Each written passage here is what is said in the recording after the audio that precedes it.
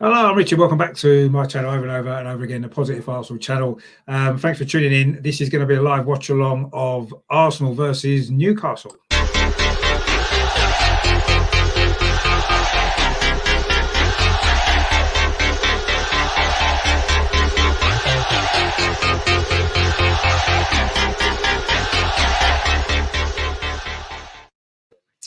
Hello, how are you doing? Yeah, good evening. It's Richard back again on over and over again, a Positive Arsenal channel. We're going to be watching the Arsenal versus Newcastle game. I know I usually do this on my own, but today I've got some special guests joining me. I don't know whether you were watching the preview show just a little while ago, but coming back again, it's Melvyn, of course. How you doing, Melvyn? You all right? Well, thanks. Yeah, fine. Thank you. Looking forward to the game. Looking forward to it. I am looking forward to it. Yeah, as long as it ain't like the last game, the last couple of games, I'm really looking forward to it. Let's hope so. And also joining us as well, he might be cheering at different points to us. It's John, of course, Newcastle fan. Back again. You all right, mate? How you doing? Yeah. How are you doing, guys? Great. Just look forward to the game of the tactics, and the lineup looks a positive one, and the attacking one, really. So let's hope Bruce proves it to us. Yeah, I mean, it is an attacking lineup from Newcastle. I was quite shocked when I saw it, actually. Almir on Joe Linton, Andy Carroll and Callum Wilson are all playing. So very attacking lineup. Adam there says, if you don't beat us tonight, you are worse than Sheffield United. Well, we're not worse than Sheffield United because they're bottom of the league and we're not. So regardless of that, I don't think that's really the case, is it? But anyway. I'll be disappointed if we don't win. I've got to be honest myself. I don't know anything else. And we've got someone in as well. I would try and pronounce the name, but I don't want to get it wrong. But how you doing? Thanks for watching. So let's hope it's a good game. Actually, at the end of the day, that's what we want to see, don't we? We want to see a good game of football, and hopefully a few goals as well. Because the last couple of Arsenal games have been quite a difficult watch, shall we say. The cup game against Newcastle for 90 minutes was a real struggle, and then the midweek game against Crystal Palace wasn't actually a lot better, if we're honest, was it? So let's hope that it's a bit more entertaining tonight. And obviously, from our point of view, we hope Arsenal come out on top. I'm sure John's got his own agenda. We'll let him enjoy himself if he can. Yeah, I mean, get us in, man. Why is it your top, John, is the same colour as the big arch on the pitch? Did you do that purposely? You look when the players line up. It's exactly the same colour as your top. I think you knew something. You weren't let us on, are you? You knew something. Well, I'm got a Newcastle shirt. I mean, there we are. Look, there it is. You see it? Yeah. Yes. There's a method in your madness. Is that right? He's a secret Arsenal fan now, isn't he? That's what he is. If I had a London club, if I saw a London club, it'd be Arsenal. Of course it would. They're the only club in London. We've got our Burnley friends in the chat. He wants us to win because it helps them to stay up, which I suppose would be technically true because obviously if Newcastle don't win this game, then it puts you guys Burnley a little bit closer in the table, I suppose. So he'll be cheering for Arsenal to win tonight, which we'll see. Hopefully that will be the case. Just before we start, obviously, I don't know where you guys are watching it. If it's on YouTube, Facebook, or Twitter, please give it a like and pop over to YouTube and subscribe to the channel as well. And also John's channel as well, John Sinclair. Please subscribe to his channel as well. It's a really good channel. He's trying to grow it as well. So, whether you support Arsenal or Newcastle, there's some good stuff on there. So always so subscribe to that as well and watch John's stuff as well. I think I'm going to be a little bit behind you guys because I've got this stream here, which will probably be all right, but I might be a minute or so behind. So we won't don't worry, I won't let you know what's going on. I'm sure John will. I won't put my head in my hands too early. Don't worry. Probably a couple about a minute ahead of these, but should be. He's getting close out of this game, and are they going to be up for it? The question is, are they going to be brave enough to give it a go? And if you get the tactics right, then get the game plan right. If it's all attacking, great. Well, yeah, I mean, I think that's the thing, isn't it? It's quite a brave team selection, but is the tactics on the pitch going to be that brave? I'm not sure if they will. I don't think Newcastle are going to just go for it. But we'll see. I mean, that would help us, I think, because the more open Newcastle are, the more opportunities we'll have to score. But equally, I suppose sometimes the best form of defence is attack, isn't it? Because if you've got the ball at the other end of the pitch, they can't score. So neutral as neutral can get. Well, cheer on for Arsenal though, if you want to be. Don't be too neutral. Hey, listen, he's on me channel as well. He asked us if he wants to come on me channel. I was going to reply back to him and say, I'll definitely get him on one day, definitely. Because what I'm going to do for the Villa game on Saturday, I'm going to see if I can get someone else to join us. So I'm going to put a tweet on that sort of thing. So, yeah, I'll do that. Yeah. It's great to have someone with you to back you up. Yeah, no, it's good stuff. Yeah, it is good stuff. I mean, I normally do these watch-alongs on my own, actually, but I thought tonight we'd push the boat out, and get a few people involved. Which is great. Good for you. You got a canny. I mean, your channel is it's lit. Absolutely fantastic. Brilliant. No, thanks a lot. Yeah, I'm glad you enjoy it. You got a thumbs up there as well. Good. I'll say thanks for watching, and hopefully it'll be a good game. Which is what it's all about. Richard, do you think he's picked Holding because of Carroll so good in the air?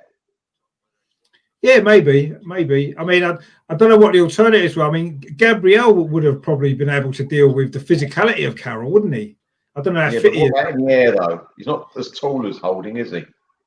No, he's not. But I do feel as I mean, Andy Carroll got the better of us, didn't he, in that FA Cup game? To be fair, he just couldn't score a goal. Yeah.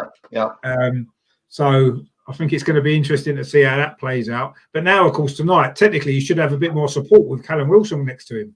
Before, he was very isolated, wasn't he, in that cup game? He didn't have a lot well, though, didn't he? He did very well, yeah.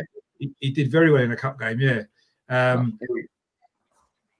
But yeah, so it looks like we're going to be kicking off soon. Looks like the team's already out on the pitch. They didn't show that. But we've kicked off. Have you kicked off, have you? Yeah.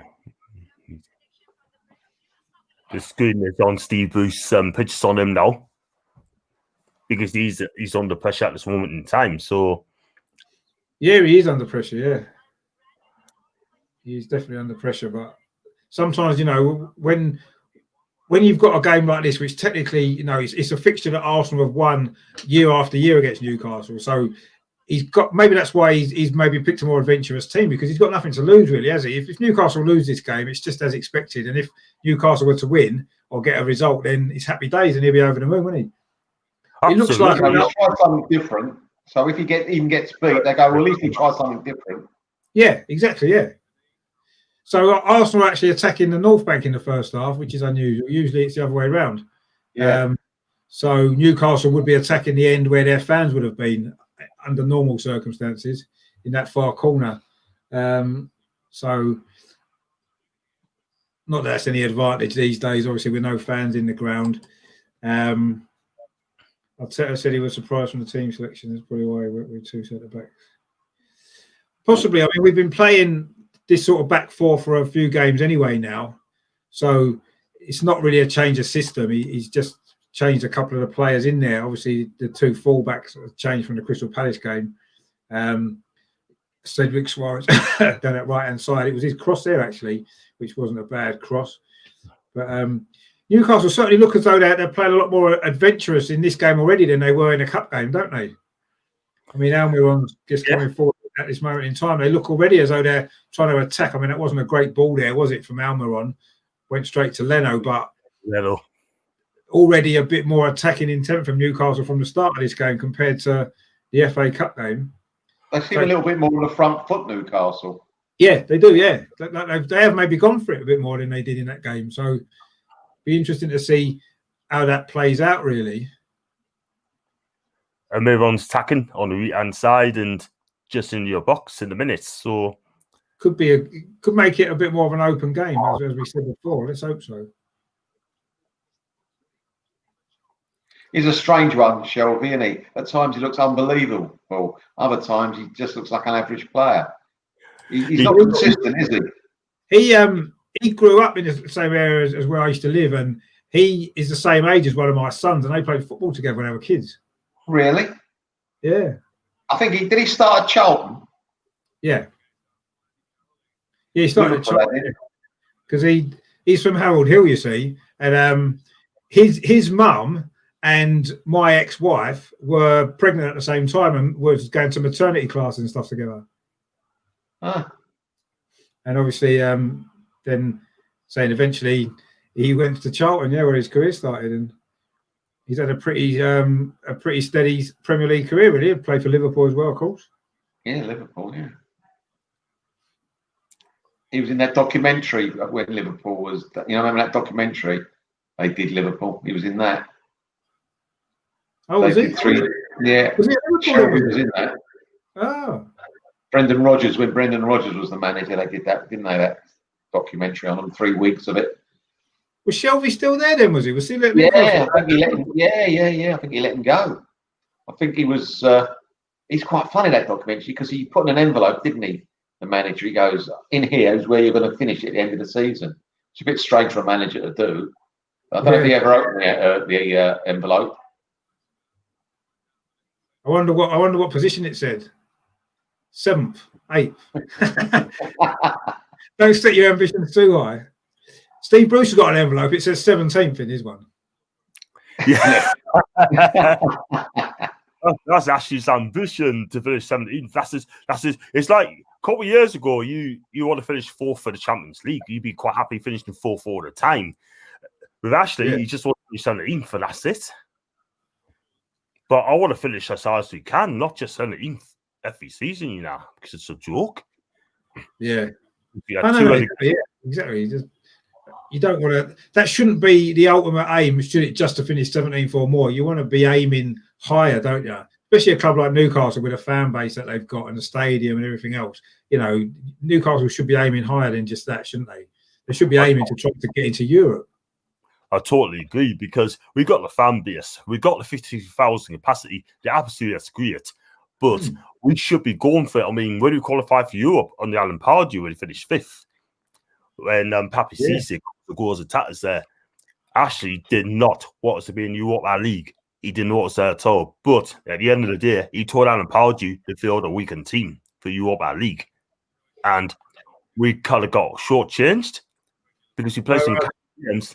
It's in Cali games out there, and we want a European football. It's great. That's cheating the fans. If the owner tells the manager to do that, you're cheating the fans. Yeah, I think so as well. Yeah, that's what I've heard. But you can't do that.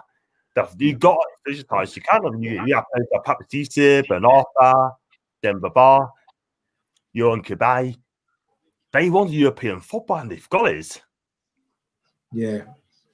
Yeah, I mean, I think all top level players want to play in Europe, don't they? Because that's what's considered to be the highest level that you can play at club football, and everybody wants to play in the Champions League or even the Europa League, and that should be the ambition of most Premier League clubs. Ultimately, you've got your teams like West Brom who are probably never going to finish that high, so they just want to stay up, don't they? But everybody else, every other sort of club, should be aiming for that, shouldn't they? Trying to finish in the top 6, top 7, and try and get into Europe. That's surely what it's about, isn't it? Absolutely, because we as fans pay the season tickets, and they pay a lot of money for season tickets, so they expect us to push further on and get some good signings in the club. Yeah. But since it's been there, he just want to buy cheap players. That's what he does. Now it's totally changed a little bit as Cross coming in, that's a goal confused. But at the end of the day, look, I want to play in Europe. I think it's great. I mean, I love going to Italy's and places like that. But since we qualified for Europe back in 2011, we haven't even got there. Was that the last time, 2011? The last time Newcastle were in Europe? 2011, 11-12, I think it's 2011-12 season. That was in Alan Pardew's first full season. That's a long time, isn't it, for a club like Newcastle not to be in Europe at all? Totally agree. That we deserved it. He deserved better than that. But it's like Ashley, he just got no ambition whatsoever at the club, and it's a shame. Yeah, because it is. qualifies for Europe, we just love European nights. Yeah. No, I mean, the European football to me, I mean, we've been lucky, I suppose, that we've been in Europe every season for what, 20, 23, 24 years now in a row. We've been in Europe and it's been great. I know we don't tend to do very well in it usually, but I think it's important for the club to be in Europe. I think it's important for any big club to be in Europe. And that should always be your minimum target should be that, really, shouldn't it? And then any more than that's a bonus.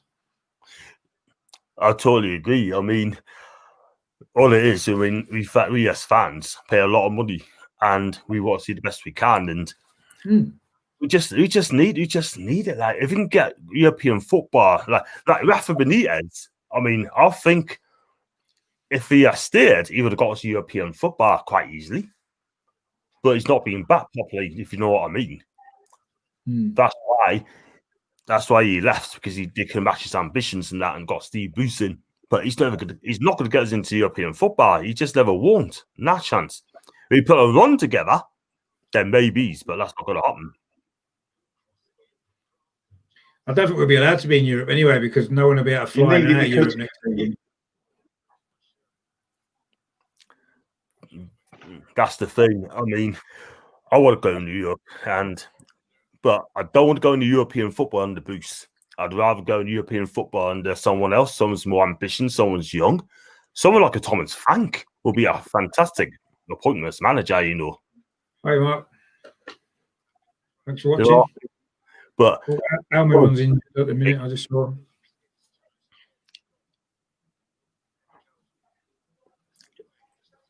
You need it, John, because it's part of the. You've got to get out there, get the name out there, Newcastle. It's all the European people as well. You don't want just Newcastle to be known in the UK. You've got a product to sell as well, not just a football club. You know, players who may not come to Newcastle, all of a sudden heard of them, know they're in Europe, but, you know, you've got a 50-50 chance of getting someone. You actually get them if you're in Europe. This is it. I bet more people throughout the world have heard of Sports Direct than they've heard of Newcastle. Yeah. Yes, yeah. They have. But we act like Sports Direct and not Newcastle United Football Club. We deserve better than that. And we are just a big club in terms of support. But are we a big club in terms of winning trophies? Maybe it's not. But ambition. It's all about ambition, isn't it? That's what makes a big club, I think. You know, Newcastle have got the stadium, they've got the fan base, they've got everything in place to be a big club. They just don't have the ambition to become a big club at the moment, do they? I think that's the problem. That's just down to one man, and that's actually again. And the thing is, so I mean, you can get all the players you want, but at the end of the day, if they're going to gel in, great. But it all depends on the manager we get. Like I said, if we had Rafa Benitez, he would have got us in European football. But my God, I don't think so. How many times we need a takeover badly? We need a takeover. We can get a takeover, and I believe we're going to get it this year. Then it's left. Then the sky's the limit for us. Do you know what I mean? Because you need change at the club. And even Burnley have had a takeover, haven't they? Even Burnley have been taken over, so you never know. It took them 4 weeks, but we waited 17 weeks before they decided to pull out, and then it's going to for arbitration as well to get on the quiet. And my guess is we're going to win. We'll win that as well. Well, you never know. You never know. It'd be good, maybe. If Newcastle get taken over and get a lot of money pumped into the team, you know, that they could potentially become another Man City. I totally agree, but the problem is Newcastle. They got bloody. When they get, if you get 52 a week, then she used to get 52 a week. That's a big support. Is it very cheap to get into Newcastle then? Proceeds from you get 52,000 a week in your stadium, don't you? You do. We do. So where's all the money go then, John? Unless the ticket prices are very, very cheap. Well, it probably goes to Matt Ash's back pocket by the looks of it. Do you know what I mean? Oh, right. All he does is he just don't want to spend the money. Do you know what I mean? So it goes to his back pocket, apparently. And this is the thing: we've not been getting 52 goals in the season. Well, before COVID came in, we'll not be getting 52,000 at all because he gave away 10,000 free season tickets last year because they weren't getting the support. Okay. Yeah. 10,000 season tickets they gave away. Why do you do that? Why? Because they couldn't sell out. They could not sell out. I didn't know that. I thought you got 52 every week. Yeah, you thought that, but we have not been getting 52. We used to get 52 every week, but at the end of the day, we've been getting like 46, 47, something like that. And quite rightly so, because fans had enough of the Ashy era. And that's a shame because we deserve better than that. And it's so frustrating of the way the club's being ran. Oh. Jamal Lewis just elbowed Saka in his face there. Did you see that? Yeah, no, he got away with it. The foul was given, but he got away with it. That could have gone to VAR, that. He could have done, yeah. Could have done. It was a yellow card. They can still go back. They can still go back. Well, yeah, they could do, yeah. I mean, I don't think he meant to do it, but his elbow's up here. And he went like that, didn't he? Yeah, anyway, it's gone on now. It's not going to do it now. Not going to go to VAR now. No, he's not going to do it now, no. But no. I thought it was a yellow card, maybe. What a bad delivery, actually. Probably worse. Arsenal's on the attack. Oh, I think Xhaka had a way to start to this game again. Oh, Arsenal should have scored last. Open goal. Open goal. Missed an open goal. Open goal, John. Open goal. Yeah, a bit of an angle, but I think he should have scored, Richard. I think he should have scored, mate. I'll get it in a minute, no doubt. Oh, what are you doing, Coleman? Oh, Cardolo. That was shocking with the keeper, wasn't it, John? Wasn't it just? I don't know. I mean, just the press system. Oh, great save from Dollar, and he saved by his foot. Oh, he got his foot on it, the keeper. Oh, yeah, he got his foot on it. Open goal. He should have scored. He hit a post, didn't it? Oh, come on. Wow. That was a good move, that, actually, to be fair. Smith Rowe, Saka again, linking up. Smith Rowe was brilliant, Richard. Smith Rowe was fantastic there. Pulled it inside, gave it outside, went for a run. Good cross for Saka. That was a nice Arsenal little move there for a change. That was good. It was a lovely move, yeah. I like that. I like that a lot. Oh, actually, he saved it with his legs, didn't he? And then... Oh. Yeah, that might have put him off a little bit, but he still should have scored. Exactly. Oh, he's hit a post, didn't he? Hit a post. Oh, he's got to score that, hasn't he? Wow. You got to put him away. A top striker should score that. I'm sorry. Yeah.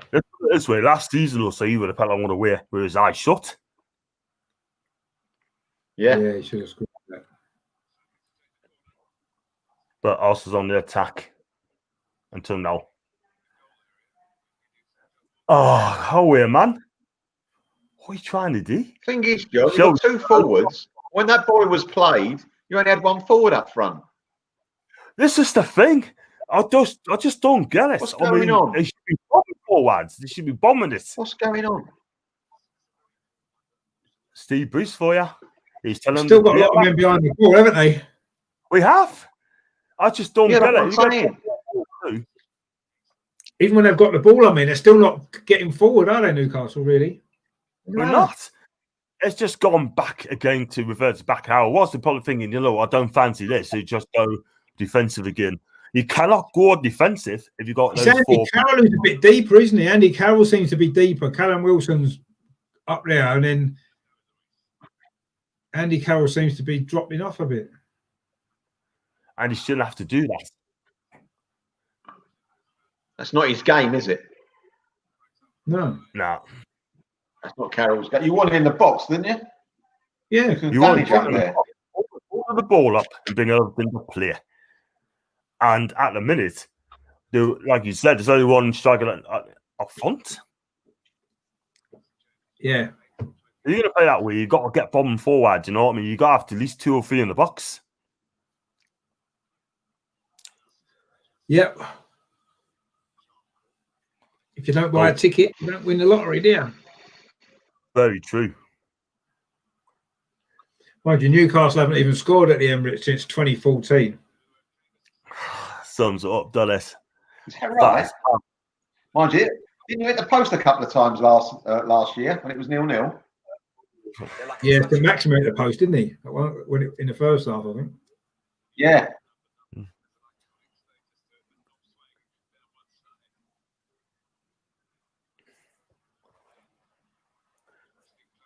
Actually, we attacked the North Bank in the first half of this game last season because all the goals were at the clock end, weren't they? When we won 4-0. Yeah, that's right. Yeah.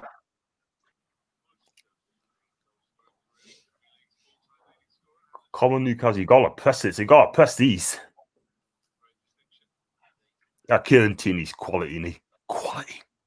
Yeah, he is good. Yeah, quality. Good player. Good player. Very good. Yeah. He should be your captain as well, mind. I think he will be. I disagree with that.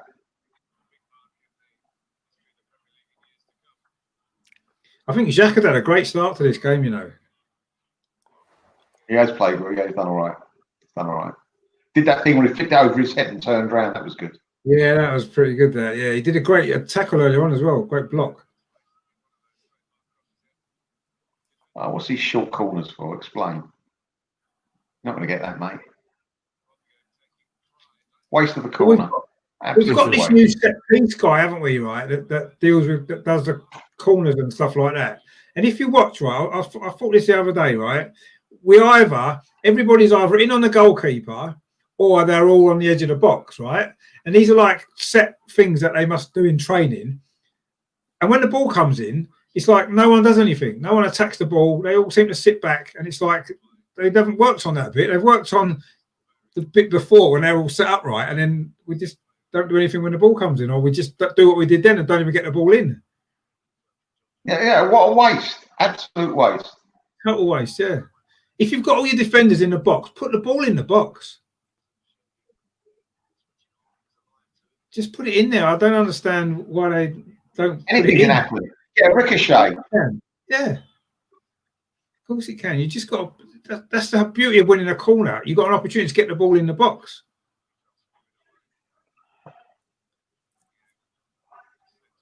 But yet we do so many short corners now. I honestly don't know what our set piece guy does, because obviously it's not working.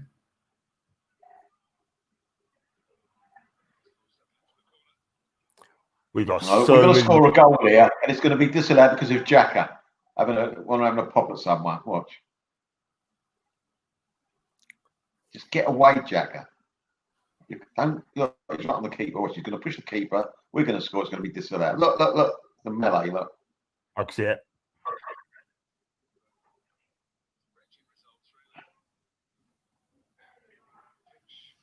That goal against Leicester got disallowed because Xhaka was offside, wasn't it? Do you remember?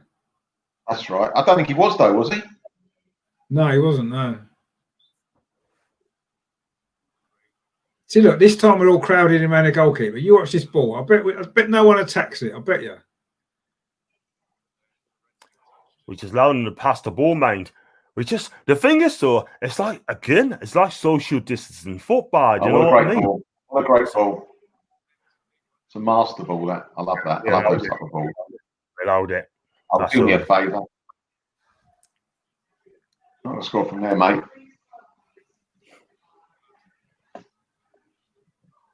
That's a lovely crossbar. Beautiful bar.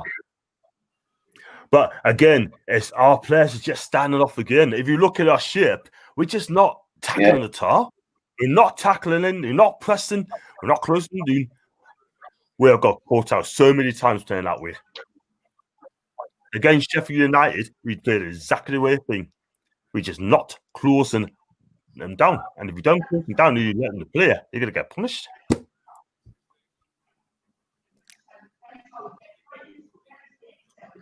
you what, though, right? If Mesut Ozil played as poorly as Aubameyang's been playing, he'd be getting so much stick. Yeah, true. When was the last time Aubameyang had a decent game, really? He hasn't had a decent game for ages. He might have scored 1 or 2 games ago, but he hasn't had a decent game. Even West Brom, he wasn't decent, was he? No. I thought he was poor against West Brom, actually. Yeah. If he doesn't score, he doesn't play, Aubameyang.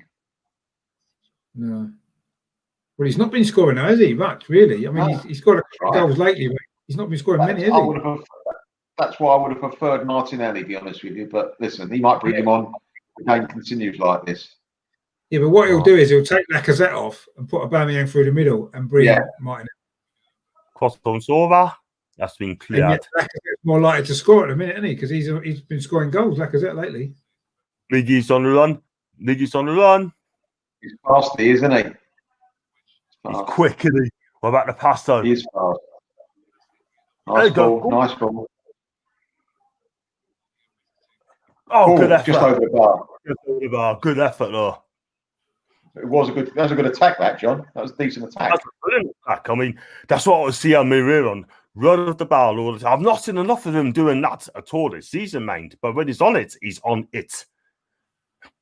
But he's great at that was a good ball he gave as well. What it just. That's a good effort. That'd been a great goal because he set it up, didn't he? He set it up himself. He did. Made that run. That's all I want to see more in Newcastle. Because I'll tell you something, not being funny, but we got to keep going. It was close, wasn't it? If that kept low, they wouldn't have been back in the net. See what, he showed some pace here, didn't he? Going back to the corner scenario, there is no advantage having Xhaka up there. When's he ever scored from a corner? Well, yeah, he doesn't. But then, like you said, if the ball's in the box, it could ricochet off somebody and you just never know, do you? Yeah. But no, I don't think he scored from the corner, has he? I don't think he scored from one. Clearly, that's a corner. Move, Arsenal. This is a bit of an open game here, John, you know? It is. I mean, I thought you're doing okay, Ashley. You know what I mean? But I a bit of pressing on your lads. But at the end of the day, it's what are they complaining about, Arsenal? What are they going for? A handball? Oh, no, that's not penalty. Was that not handball? Was that not? No, it come off his knee first. His hand. His hand, it come off his own knee. You can't give handball for that. Yeah. Oh, I don't know. That looked a penalty to me. Close. Oh, that was close. He was getting a lot of space there, wasn't he? That's a free header. Where's the defence? Yeah, it was a free header. Was it holding again? Holding, looks like it. But he's missed a few headers this year, holding. He's got away with two, that Lewis, hasn't he, already? He elbowed Saka in the face and then he's just done handball.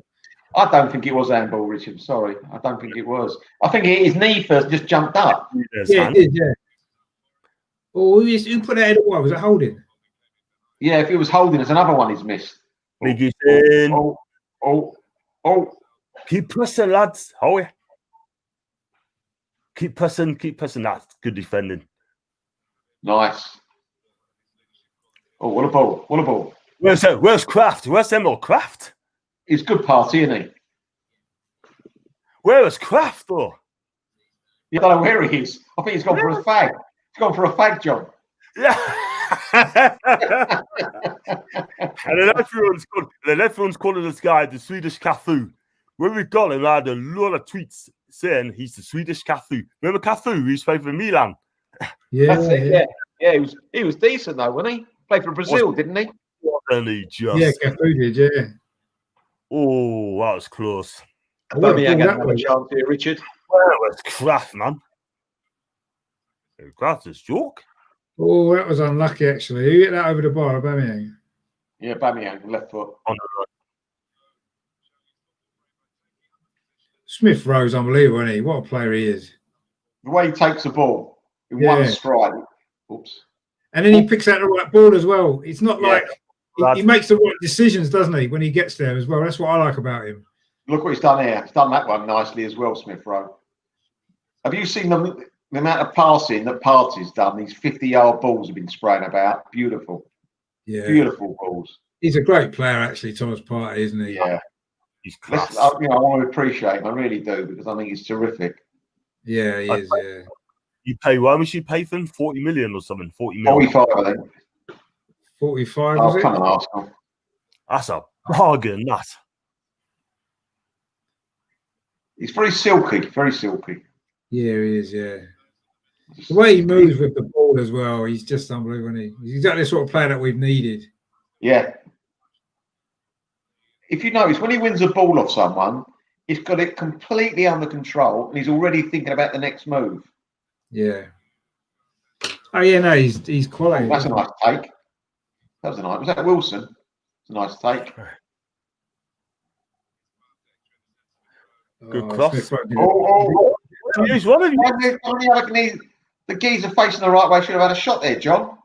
He should have done. He should have done. Just it was perfect for him. What did he take off his toes for? I just don't get it. He was running the right way. The other geezer was facing the wrong way. That was bad.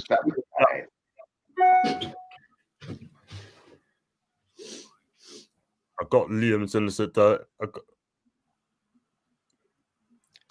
got a tweet off someone, and I believe that I'm just gonna grab it now. A bit of breaking news. That's a goal kick. Yeah. Game update. Saudi Arabia has fully reinstated beIN Sports in the country. Just to reiterate, that Saudi Arabia has fully reinstated beIN Sports into the country. So that could be good news for the takeover for Newcastle. Oh, that's all right. Mm. So if that is good news, but that's only a start. Well, it's the right way though, John, isn't it? You've got to get started somewhere. Absolutely. I mean, if that is good news, if they let them in, great. Oh, nice, Cedric, nice. That's good. Yeah, no, that would be good, yeah.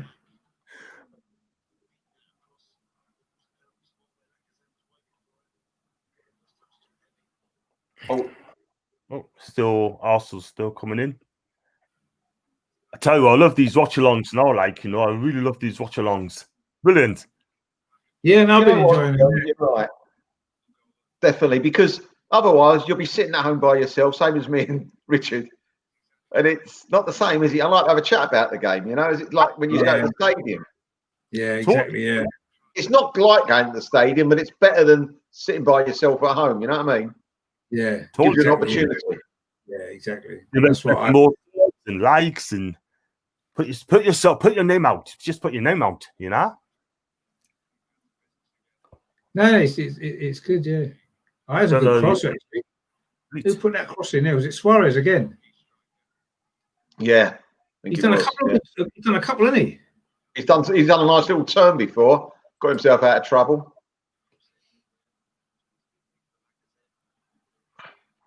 Yeah, remember Gareth Melvyn, he came on, didn't he, after the cup game? Oh yes. He's just in the chat there. He says if Smith Rowe's good enough, he wins the game for Arsenal. Yeah, he looks like the one player who can do that.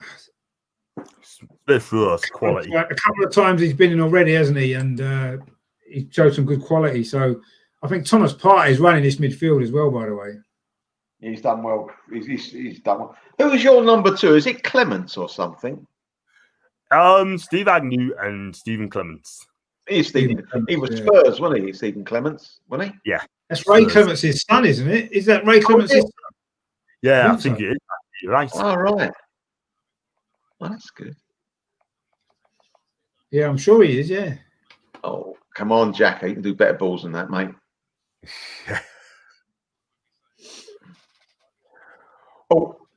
Oh, that's close. Just nearly got his head to that. Oh. Yeah, Stephen Clements. Yeah, it is Stephen Clements. Yeah, Stephen Clements. Thought I recognised him. Yeah, he was at Tottenham, you're right, yeah. Because that's where his dad was, wasn't he, for a while? Yeah, for a long while. Yeah, it was quite a long time, yeah.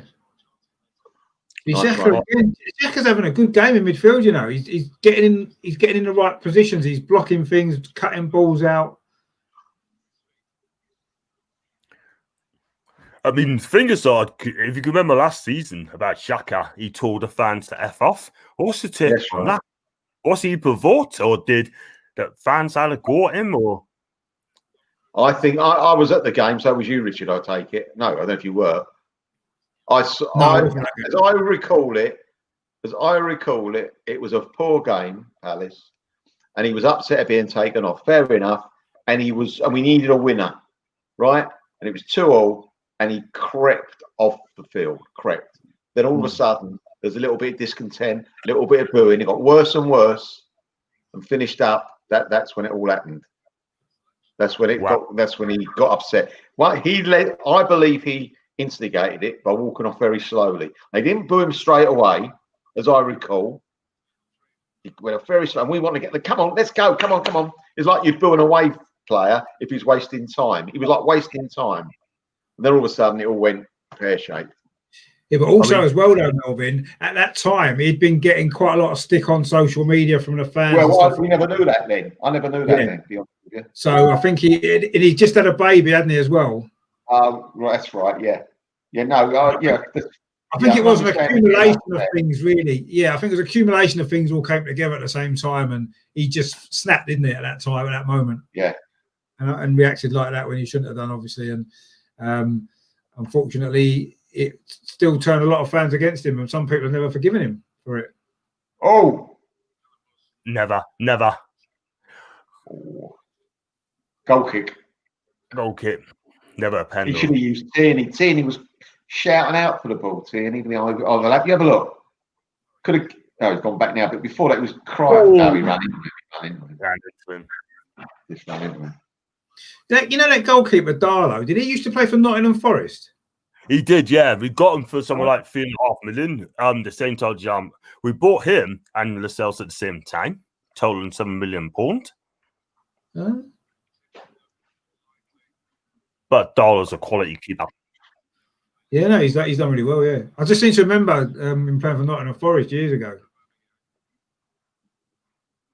Yeah, I mean, he's been getting some rave reviews, and being the man of the matches early every week, got for saves and that.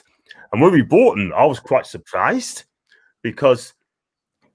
That could have been a penalty, that, you know. You think so? I'm not sure. I'm not honestly. I'm even money on it. I'm not sure. No, I'm not sure, but I've seen him given because he kind of stepped across him, didn't he? Yeah, a little bit. He blocked him a little bit, but I don't know whether Aubameyang made enough diversion to get away from him or not. I think because Aubameyang just ran straight. He doesn't have to get away from him, does he? He doesn't have to get away from him, does he? He's come across him and blocked him, and I don't know. I've seen them given, actually. I'm surprised VAR didn't get involved in that, or did they? Well, is VAR playing today? Is VAR on today? We haven't seen it. You know what I mean? There's been a couple of things it could have got involved in. I'm saying.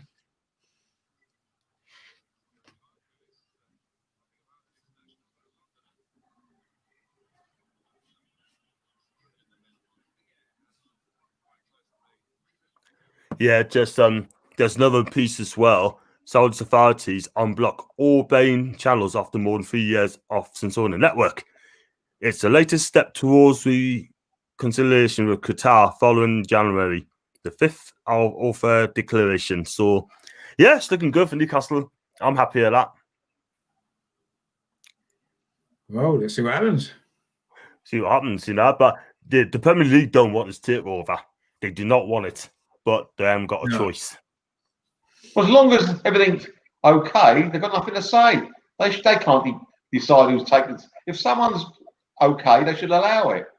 Not for them to decide. Oh, exactly. Oh. As long as they reach that, good and proper process, whatever it is, isn't it? They've got to get through that, haven't they? And if they get through that, then there's no reason why they shouldn't be able to take over, as far as I can see. Yeah. Just they're going through the right channels as well. They've got no convictions or whatever sort of thing, and well, you've got to do what they call due diligence. Due diligence. Yeah. But the problem is, the Premier League, they listen to outside interference like Qatar. Qatar didn't want this to take over. Richard Keys does not want this takeover to happen. But if it did happen, he'd be out of a job. But I can't see it because Saudi allowed Qatar back in. But we'll see what happens. And it's all looking good at the minute. I'm confident this will go through. I don't think Steve Bruce will last long, will he? There's a takeover. The thing is, though, we'd be catching. I mean, we get a decent manager in. I hope we could get Rafa.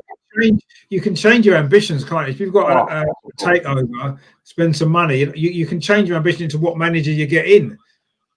I totally agree. It's all about getting the right manager in the club. I mean, the one I'd love to get, though, I mean, I can give you 3: Allegri, Simeone, and Rafa back. Well, those are the 3 that we would have liked, wouldn't it, Richard, really? Exactly. They were top of our list, weren't they? Allegri and Simeone, they were top of our list when last year. I know. I mean, one of those two were top of our list at Christmas when we were losing every week. That's the thing. But the fact is, you know, you're a massive club. You're a candy club. And, you know, I mean, listen, you deserve to win titles, you know. You got a cracking setup there at the club. And, I mean, you got a good atmosphere as well. The thing is, though, Johnny, at the moment, we ain't in the right place to win titles, right? We're not structurally going downwards. We're not quite there yet. We've got a bit of a way to go. The playing staff ain't there yet. We've got a little bit way to go there, I think. Oh, well, brilliant. You know, we're not the team we were or the club we were 10, 15 years ago. That hopefully will come back, but we've got a lot of work to do. It's only, you need to maybe take yes. Similar to Newcastle, we've got an owner that maybe doesn't have the ambition to take the club where it needs to go or where it wants to go, and that's the problem as well that we've got. Very similar, actually, you know, on a slightly smaller extent, I guess. You know, I don't think our owners have got the ambition for the club that they should have. They should have ambition, but what can you do? Well, the owners are the owners, aren't they? While they're in charge, you're only going to go as far as they're willing to take you, aren't you, really? Exactly. And of course. And spend the money. I mean, if like when we had Mike Ashley in 2007, I thought, great, he's going to win all that money, etc. But he shafted Kevin Keegan. He shafted the players. He put him in there. And it's just crazy, man. Yeah, I remember joking. Yeah. Do you think, though, you would have been in a lot more trouble if he hadn't got in there, the owner? Because didn't he put money in when no one else would have put money in, though, John? Didn't he save them to a degree when you went down? He saved you, didn't he, really? Not saying he's the best owner, don't get me wrong. I'm just saying there was a time that you needed him.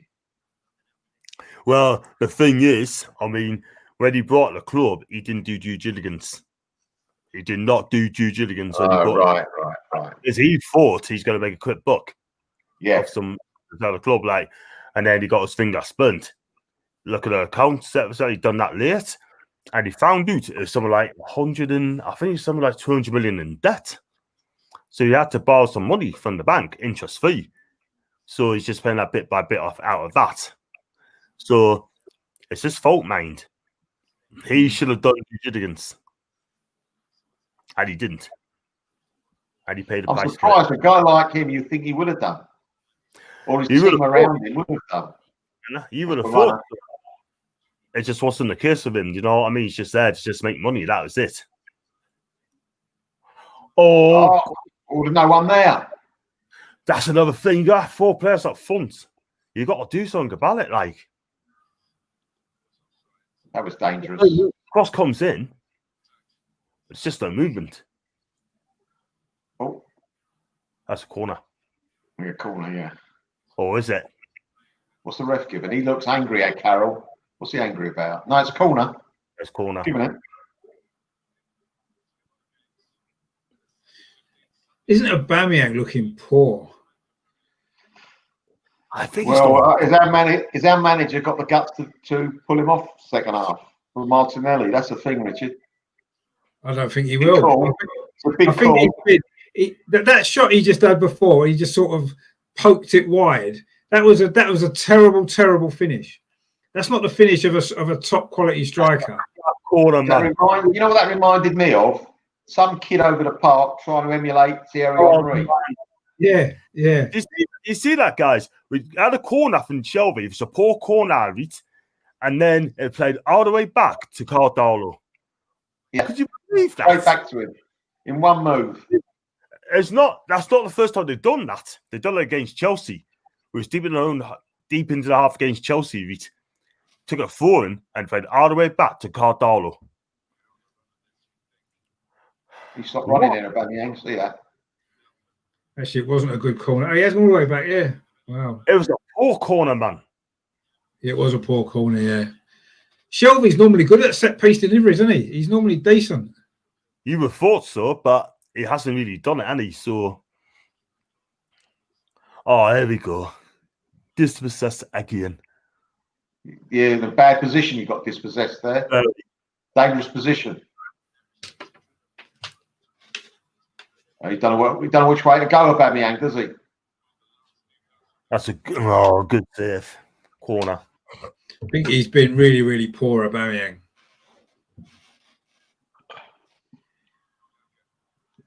Like, really, really poor. Look, he stopped. Oh.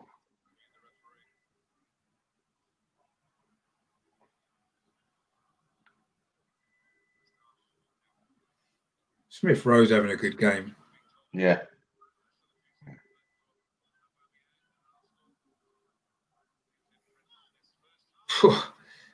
It nearly went in, but he didn't mean it. No, but he stopped, didn't he? He gave up. Yeah. He didn't know what to do with it. No, he didn't know. Oh, my God. What a header that was. It was. One far away. What a header that was. Oh, my God.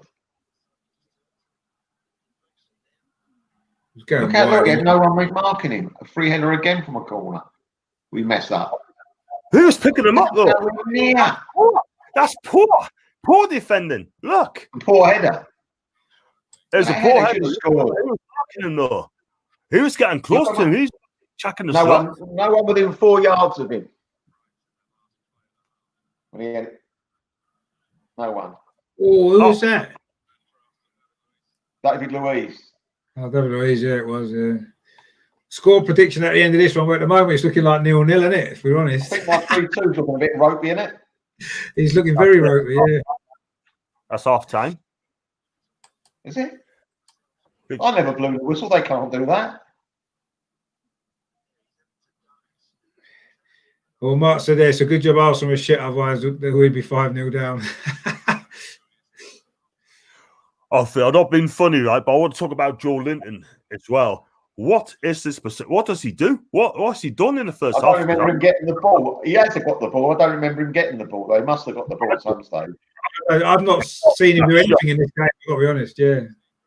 Apart from that, really went for the cross shot. And that's about it. Where is he? He's been hiding. Thing is, Steve Bruce will probably be quite happy with that. 0-0 at half time away at Arsenal. He'd be happy with that. Yeah. Wouldn't he? He would, but apart from Miggy tried, if it had a shot over the bar, that's about it.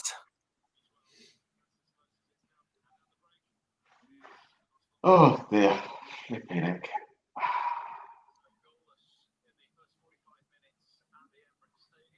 Yeah.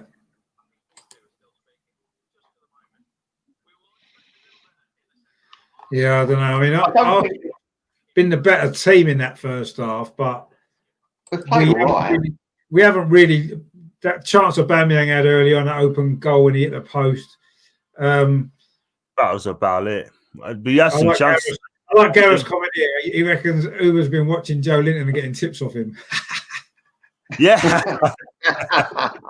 I reckon he's right. He seems to have done, doesn't he? And we've got really had a big save to make, have they? Paul's in the house. How you doing, Paul? You all right? Paul. How you doing, Paul? You good?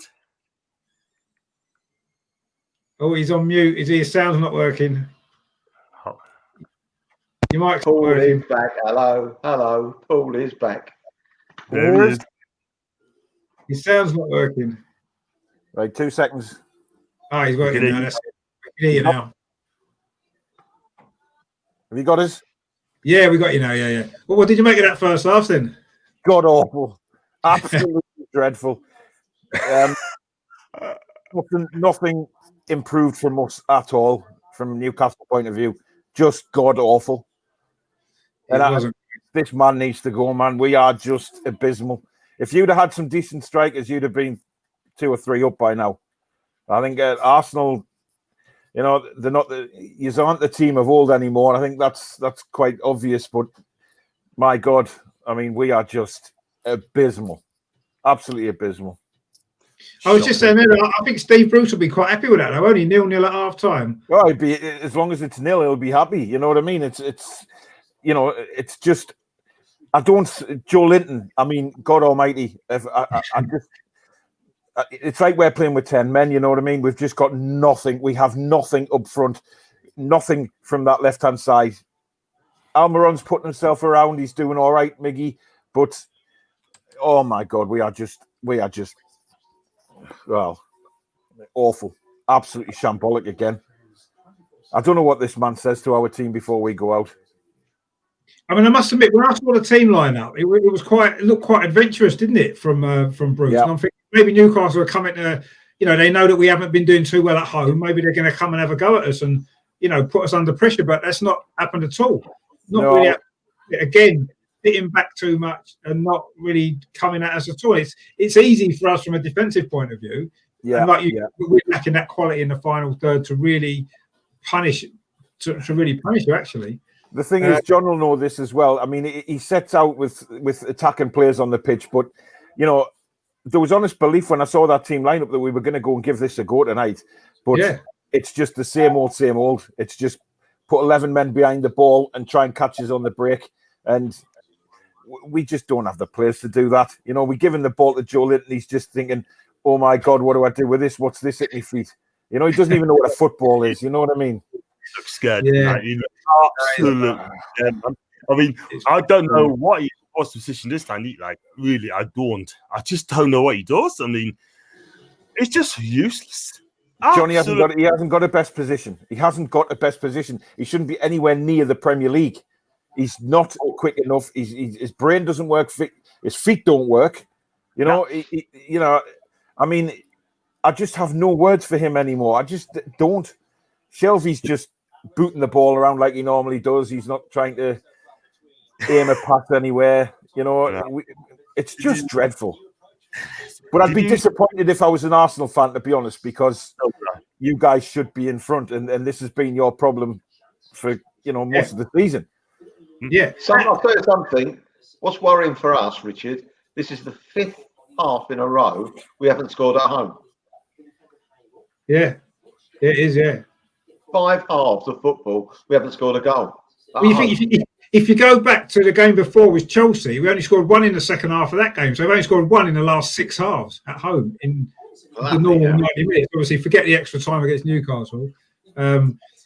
I like that comment there. Carl Miles will sit alongside the centre midfield. Well, he basically is anyway, isn't he? Yeah, if you look at Twitter, Carroll should be playing centre back. He's doing more defending than he is being up front. So really, he's probably playing a false 5. You know, Steve's little false 5 there, and he's using Andy Carroll as a secret central defender when he has to. You know. Oh no, I agree, Volly. I think Carroll probably has been Newcastle's best player again because he's the only one that you think's really putting 100% into it all the time. Oh, he's committed, isn't he? The geezer's committed. He is. Yeah. Almiron's done all right, to be fair, on the right. He's been up and down. Yeah. He's looked lively. He has looked a bit lively. But we've got nothing else. That's the problem. You know, we've got Almiron looks up and sees who he's got to pass to, and he sees Joe Linton. He'd turn the other way. You know, he'd rather run in front of a train at King's Cross than knock the ball to Joe Linton. You know, they've got no faith in them. But what have you made of Callum Wilson in the first half? I know he didn't really.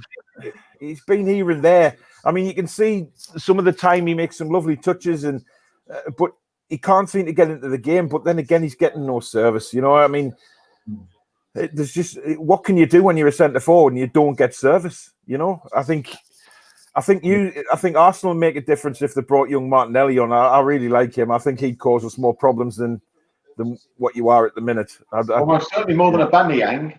I think I've never seen Aubameyang play so badly. I mean, he just doesn't seem to have any confidence when he's on the ball. Not at all. You're right. Dreadful, absolutely dreadful. I mean, he missed an open goal as well early on in the game. Oh my God, I can't believe he missed that. He's been one of my favourite players over the years, even before at Dortmund. And I don't think I've ever seen him lack so much confidence.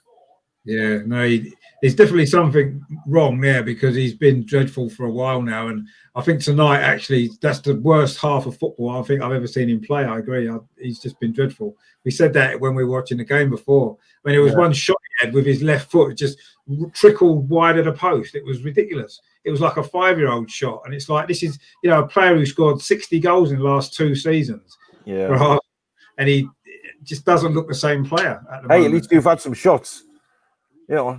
Well, you had a decent shot. I'm out. You're right. Miggy hit one, didn't he? Miggy hit a left foot one over the bar. Beautiful shot. That was just over the bar. I mean, he made it as well. He started the move up, and then he finished it off. That'd have been a terrific goal. It's a terrible game, though, isn't it? Really, if we're honest, it's not the best spectacle. I would say it's maybe slightly better than the FA Cup game, slightly, but only I think I'm happier. Because I think we're seeing a little bit more of Party tonight and what he can do. Yeah, no, there's a positive, Richard. Yeah, no, it is. I've been pleased with how he's played, and I think Xhaka as well alongside him is actually both of them two have looked pretty decent. There are positives. Yeah, and I mean Smith Rowe is a great player, and he showed some nice moments as well. Saka's put a couple of decent balls in from the right, but yeah, we're certainly not doing enough. And this game, like the other night, we drew 0-0 with Crystal Palace. Man City just beat them 4-0. And this is a typical kind of game. We'll end up drawing this 0-0, and then Newcastle will play somebody half decent in the next game, and they'll get beat 4-0. Playing exactly like this because we're just not good enough to win these games. Well, we're at Villa Park on Saturday, so Villa have been very, very good at home this season. So I think we'll be in deep trouble if we play like this. But then again, this would be typical. This will sum it up, right? I mean, we should be competing at least with teams, but we should be ahead of teams like Aston Villa. Realistically, we should. We've been ahead of them for years. But this will be a game where we'll end up drawing this 0-0. And like you said, you'll go Aston Villa, and Aston Villa will beat us because they'll have more quality than what we have. In the same way that Man City beat Crystal Palace and we couldn't score against them. Yeah, it's frustrating. It is frustrating. It's frustrating for you because of where Arsenal have been. And where Arsenal probably should be realistically. I mean, I can't believe where they are. But then again, you look at our team, right? The players that we've got some good quality players. There's no doubt. Thomas Partey is decent in midfield. I mean, I know Aubameyang's playing badly, but he's got 60 goals in the last 2 seasons. Lacazette's scoring goals. Smith Rowe's a great young player. Saka's a great player. We've got good players in our team. We shouldn't be 11th in the Premier League. We shouldn't be. We've underperformed, and this game kind of sums it up because we've underperformed in this game as well. And we're certainly not going to change the tactics in the second half, John, are we? You know what I mean? We're not going to be any different. So Arsenal have got to try and break us down. Yeah, I have to agree with you because again, we're not pressing at all, Paul. We're not pressing. So when they come forward, we're just not pressing at all.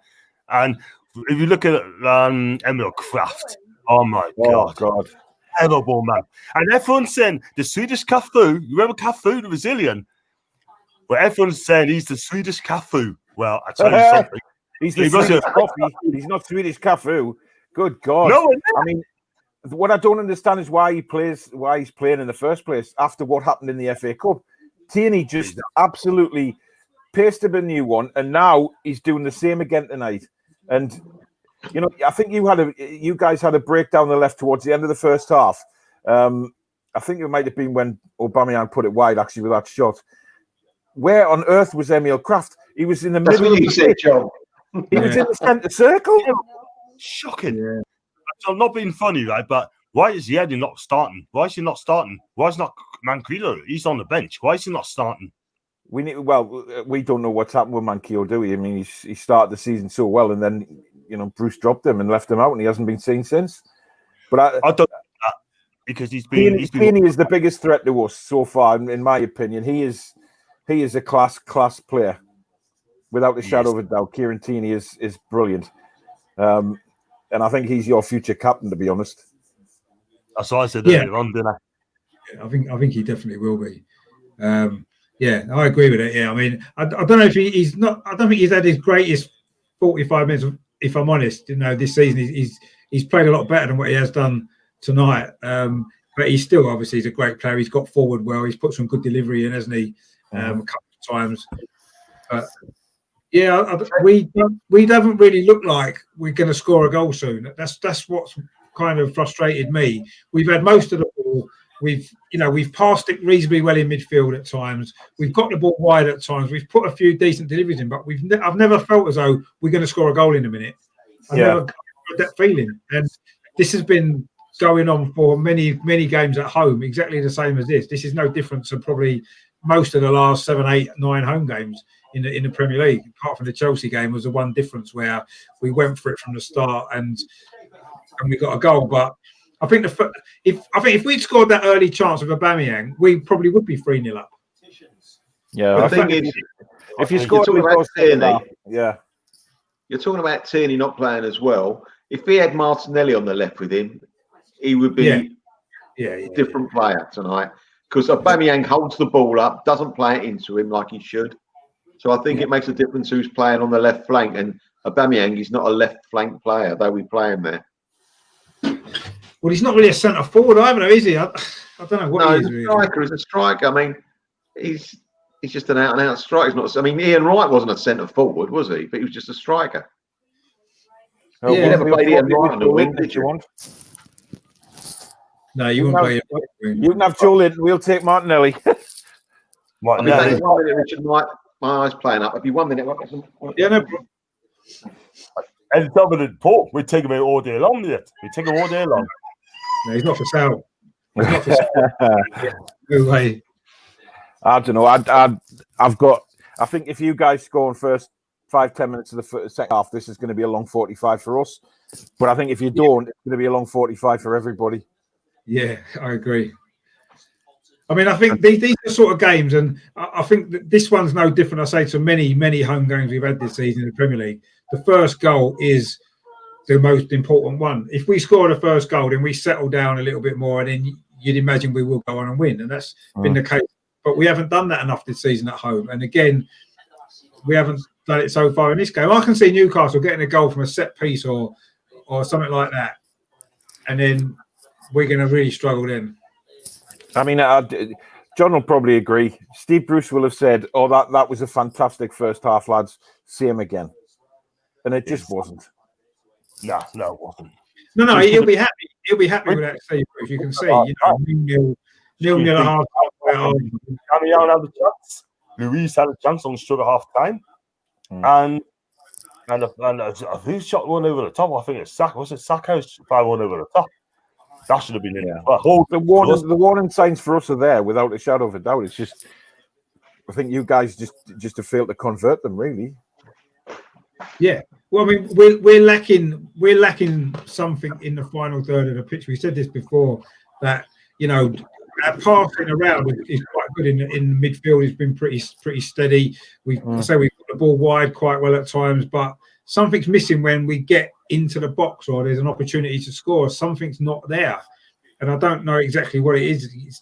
Can't put my finger on why it's been like this. It's been like this throughout most of this season. It looked like we'd turned a little corner with some of those results we had at Christmas, but we haven't, because the Crystal Palace game was like this. The Newcastle game in a cup was like this. This again's like this, and this is more our season. This sort of game is our season, not the Chelsea game and the West Brom game over Christmas. That's us this season. 33% possession again, John. 33 again. And zero. It's not good enough. Okay. One shot, 0 on target, 0. That's shocking. Again. That's Steve Bruce for. That's Bruce for you, It's getting worse. See, guys, this is what we've had all season. You see, this is pretty much every game for us. This is every single game. Oh my God! Oh, that was close. Gallo again. Where is that defense? That was a hell of a save, by the way. I'll catch up to this.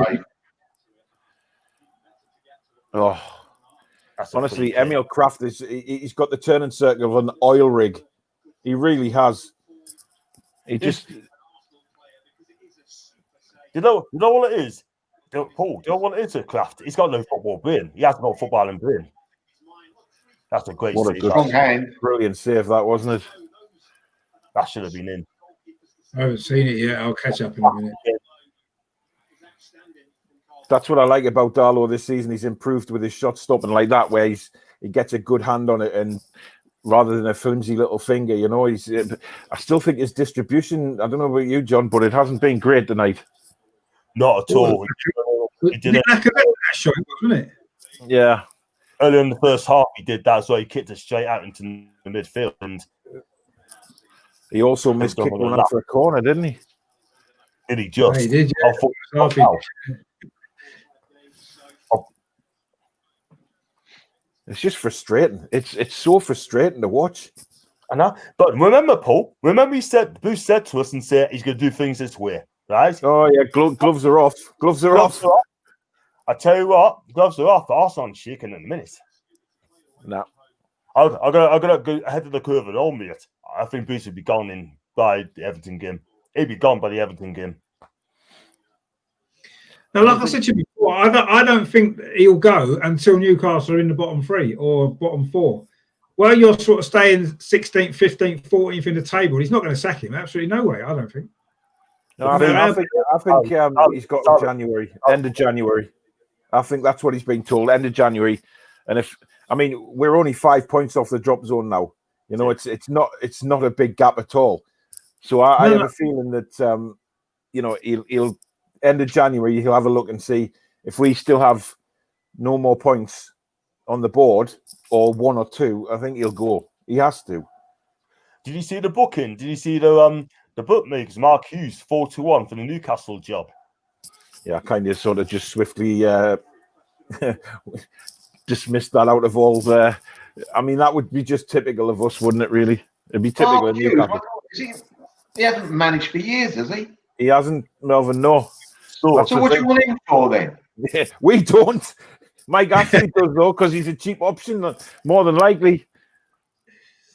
You know, if Mike Ashley, Richard, this party is different class.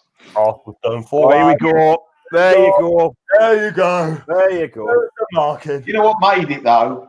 That pass from Party was it was fantastic. Class.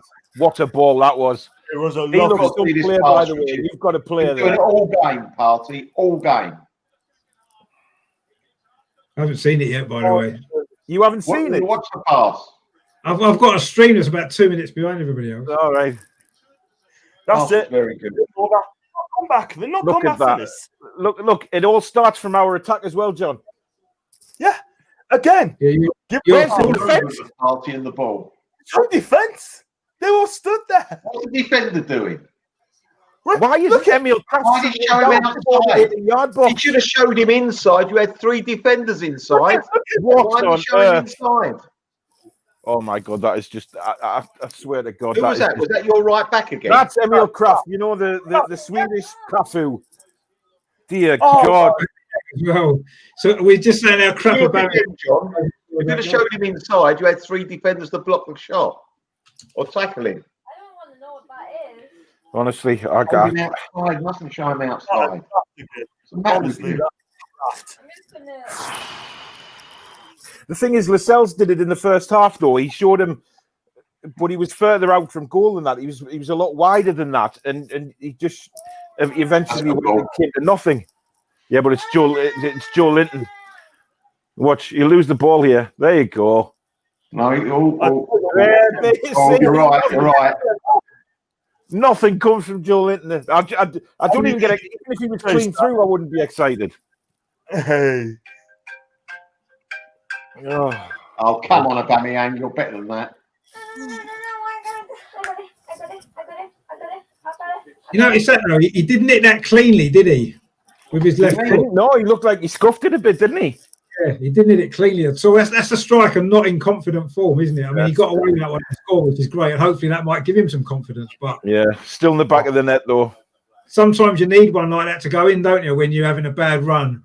You need to hit one and it goes in. He kind of swung his left foot at it and somehow it's gone in. But anyway. He'll get a hat-trick now. You watch. He probably will, yeah. Honestly, after the worst minutes he's had of his career, he didn't come and scores a goal. That was a mistake. But anyway, maybe Newcastle might come out a bit more now. Well, we've got to, haven't we? We've got no choice. We have to. Yeah. But I just don't think we've got the players to do it. And Bruce doesn't exactly install motivation on the sidelines, you know. He's not at all. Not at all. What he does, he just puts his hands in his pockets, he walks up and down the touchline, doesn't say no, right? No finger pointing, tell the players what they're going to do. Go to the side. Well, Go to Shelby the couldn't do side. these free kicks, isn't he, Shelby? He gets a decent free kick. Thank you. Come on, get it out. yeah. Sorry. I'll tell you what Steve Bruce needs to motivate. No. I'll tell you what he needs, Paul. He needs to watch your video from the other night. You know what? I've had about 20, 30 comments saying that I should be hired to go into the dressing room before a match and bring the rage on. I try not to, but I can't help it. You know, that's me as a fan. You know, I hate seeing my team like this. It's soul destroying. It really is. There's no fight, Paul. There's no fight. They're just passing us sideways all the time. There's just no leadership. Hey, Paul, I'll tell you something as well, mind. When you see the goal, the players are not telling the players, look, heads up. Just come on, let's go. None Exactly. of that. Would you guys, as Arsenal fans, look at Newcastle United and think there's a team fighting for the manager? No. Thank you. They're just not. I mean, if what you just said before is true, if he's got until the end of January, which is only another 2 weeks, Yeah. you'd imagine the players, if they wanted to keep him, they'd be putting more in than this. Well, we've got Villa, and then we've got Leeds at home, and Crystal Palace, Everton away before. and Everton away as well. You know, so Everton away, we're not going to get anything from. Villa away, certainly not. Leeds at home, Be very careful. they gubbed us 5-2. You know, so who knows? I just don't see. I don't see a point to his strategy. I don't see any tactics out there. No, You know, you guys are passing the ball around. We can't even do that. the thing is, though, you know what it is, Paul, and the one thing I really, really hate when the players do not fight, and we should zero fight, and that's why they're not doing it for Steve. They've just lost all confidence in them. I don't know whether you guys watched us against Sheffield United the other day. Isaac Hayden went over to him in the second half, and you could clearly see Isaac Hayden say, "What are we doing?" Actually asking Steve Bruce, "What are we doing?" Come on, man. That was poor Louise. Paul, And Hayden's not in the team today, so maybe that might explain it. Yeah, Not good enough. come on, fight for it. it's embarrassing at times. It really is. It's absolutely embarrassing at times. You know what? I mean, there you go again. Shelby just passes it sideways. Why aren't we loading the box up? We've got some huge defenders. Why not load the box? Anywhere behind us. You know what it is? They haven't got the confidence. They've got no confidence at all whatsoever. There we go. We've got a chance there. Maybe got a chance here. Oh, You'll be able to see how it sucks up. that was better. And it gets Need to cold. do more. Only positive, it's only 1-0. You're not seeing that? Yeah, well, It doesn't look like scoring that many, have we? To be fair, Where is it? but that's a sign of us. If we actually press here a little bit, we might get somewhere. But we don't do that enough. no.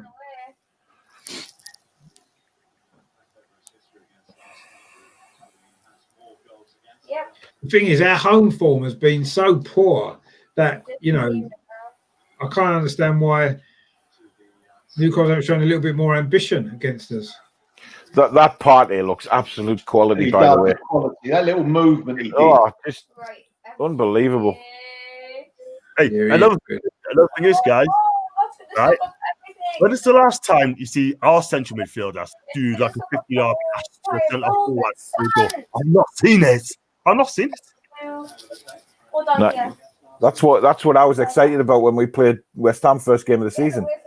You know, Shelby was pinging balls left, right, and centre to Callum Wilson, and they seem to have this telepathy between them, and we've never seen it since day one.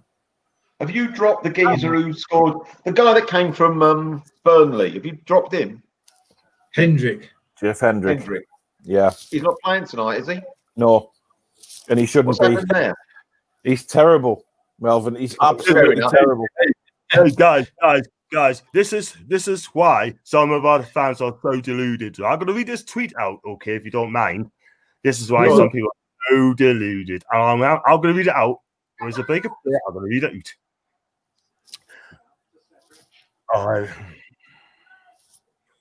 Right, I'm going to read it out now, guys, okay? Right. Right, I said that tweet. I said Arsenal Newcastle 0, Kraft's blim. He goes, he was left one-on-one, one of the best strikers in the world. Why not question Shelby, who yet again couldn't miss the first man on the corner? Listen, I said how it is, yeah? It was yeah, but it was here we go. Here we go. Oh. It's Paul Malcolm and Kraft. It's not necessarily the marking, John. It's the actual where he was trying to get. He wasn't trying to push Aubameyang wider. He just let Aubameyang run. Taking him inside. Yeah, taking him inside. Well, no, but you don't want to show him inside on his right foot. Yeah, you wanted to keep him on his left foot, which is what he did. And unfortunately, it turned out, from your point of view, that he actually scored with his left foot, which he doesn't usually do. He didn't try and push him wide, did he? He just let him run straight at him. And that's he did let him, yeah. It doesn't matter. It doesn't whether you're the best striker in the world, the worst striker in the world, the worst player. You still got to do your job, and he did not do his job. I'm sorry. And this is why some of our fans are just so deluded, honestly. Back here, I think. Yes, it is. The tornado. It's still looting the game, isn't it? You know, he hasn't even got a sweat on. He hasn't even got a sweat on. He's clueless. Foul throw. Oh, wrong place. Yeah, I don't recognise this referee. I've never seen him before. Like, he looks one of the younger ones, doesn't he? I might have to turn around. Yeah, the two fullbacks are getting forward a lot. They're not always producing the best quality at the moment, are they? Want to go to my house? Guys, if there's a bit of a voice in my background, it's my son. He's on his gaming laptop with his headset on, so he doesn't realise I'm actually talking to you guys. So if you're hearing a bit of shouting, that's what it is. He's as long as he's having fun. Got a clue. He did start watching the match with me, and then, like he normally does, 10 minutes in, he switches off. I don't know. That's a good ball. That's a good ball. You can't blame him, to be fair. Do something. Do something. That's better. This is what lets us down. This is what I was saying before about the service to Callum Wilson. You know, he's just got scraps when we're putting balls in like that. We don't give him any ammunition. Yeah. Oh. Yeah, it's Kraft again. There you go. It's Kraft It's again. Lascelles, John. It's Lascelles. Listen, they found out the weakness, haven't they? Let's face it. Arsenal worked out where the weakness is. It's that was Lascelles, John. But it is the right. It is our right hand side every time. Smith Rowe, Richard. Smith Rowe's going to be a star for you guys. He really is. I think so. He's going to be superb. Again. Look at this. Look at it. There's no pressing. You know what? You're on your heels. Every Newcastle player is on their heels. What sort of defending is that from Lascelles? My God. Paul, can I say something now? Can I say something now? Am I right about Kraft? He's not the best, is he, to be fair?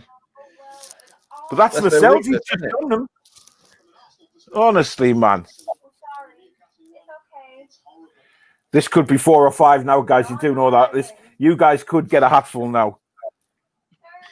Yeah, I think it's looking that way.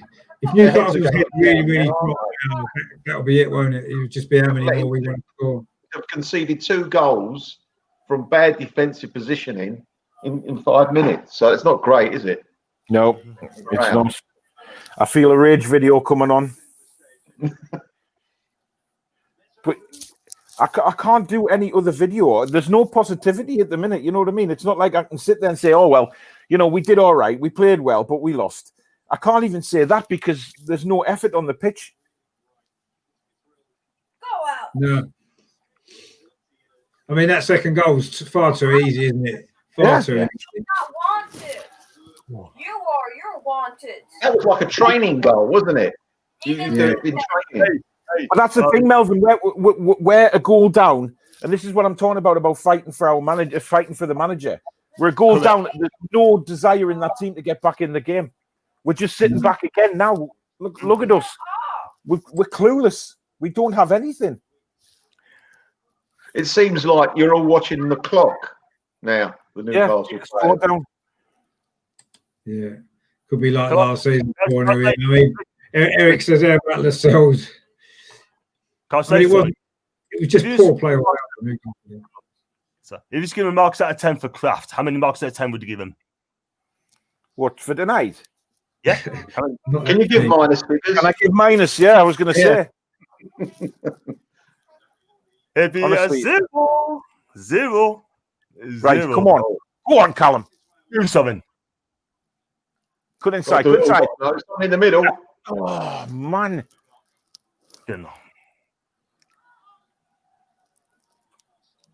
Oh, don't give it to bloody Kraft. Jesus, man. Oh, it's Carroll. That's all right. Oh, now it's Kraft. And look how far we've gone back again. Yeah. That's frustrating, isn't it? Very frustrating. In our feeling, man. It just gives you guys an opportunity to get set back in defence again. And there we've lost it again with that fantastic Brazilian idiot.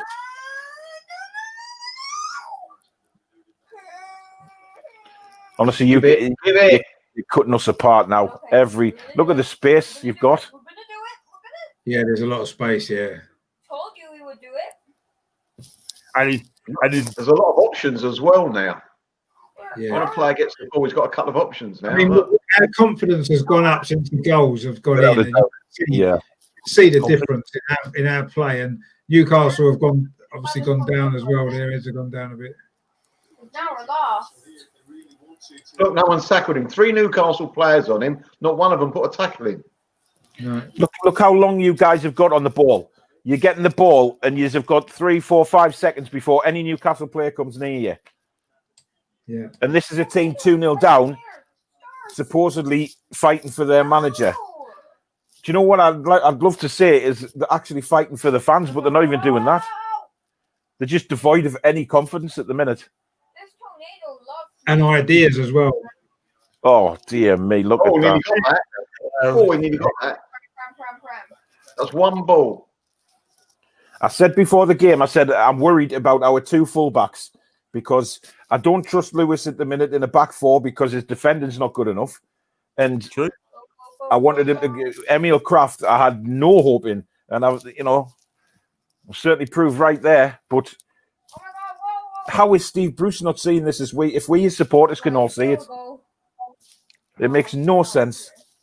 No, I don't know. Sometimes you wonder what the managers look at. So I'll give you a little bit of stats as well, guys. The last 9 games, we lost 7 half time and lead, and then you've got 2 draws. That is attackable offence. Honestly, Andy Carroll's even falling over the ball now. Oh, God. Oh, that's bad.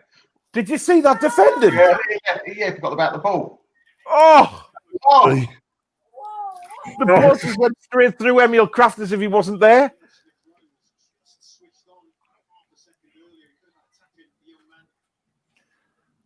Oh, what a touch. Look at that. That's ridiculous. Oh, here we go. Oh, what a save. Brilliant goalkeeper. Yeah, no one with him, the goalkeeper, did he? Hey, we've been torn apart here. Absolutely ripped a new one. Honestly, look at this little touch. Look at that, man. Oh, my God. That's Cedric. Never done that in his life. Well, we do make everyone look like Brazil, you know. I don't know whether you've noticed that. Oh, he saved it with his foot, the keeper. Bloody hell. Oh, thank God, Partey's going off. Whew. He's been my man of the match. Yeah, I think he's isn't he? He's like a tank. He's big, but he's got such skill. He's unbelievable skill. Yeah. He's a whole midfielder on his own, isn't he? Yeah. I think I could play next to him. Yeah, I think I could. You wouldn't do anything, would you? He'll just do it for you because he just. Yeah, exactly. That's what I'm saying there. Oh, when you're ready, Tommy Thomas, when you're ready, let me have the ball when you're ready, please. Yeah. Let's do this No, one. unbelievable. Yeah. I'm sorry, but Steve Bruce Gareth, is if I've ever seen a team not playing for the manager, this is it. right. But I think he's got to go, John. He's got to go. He's got to go after this game. I totally agree, man. Like I said to you the other night, he should have gone off to Sheffield United. He should have gone off to Sheffield United. But I'm going to end up having serious heart and blood pressure problems doing my videos if he stays as manager. It's absolutely abysmal. Paul, not to join in with you. I'll join in with you. They calm you down, man. But I've never ever, you know. I mean, I've seen some bad teams play for Newcastle, guys. You know, I've seen some bad teams over the years, but I've never seen a team lack any kind of commitment or passion than these lot. Now, is that the manager or is that the players? It's probably a bit of both, isn't it? Yeah. To be honest. There are certain players in your team tonight that won't have to have their shirts washed, will they? Jordan, one of them. Well, who's coming off here? Carrick. Oh dear God! I can't believe that. I don't He's got understand. no chance of scoring now. Why is he taking the forward off? I don't get it. He plays wide, didn't he, Murphy? Isn't he a wide player? Yeah, he's a winger, isn't he, Murphy?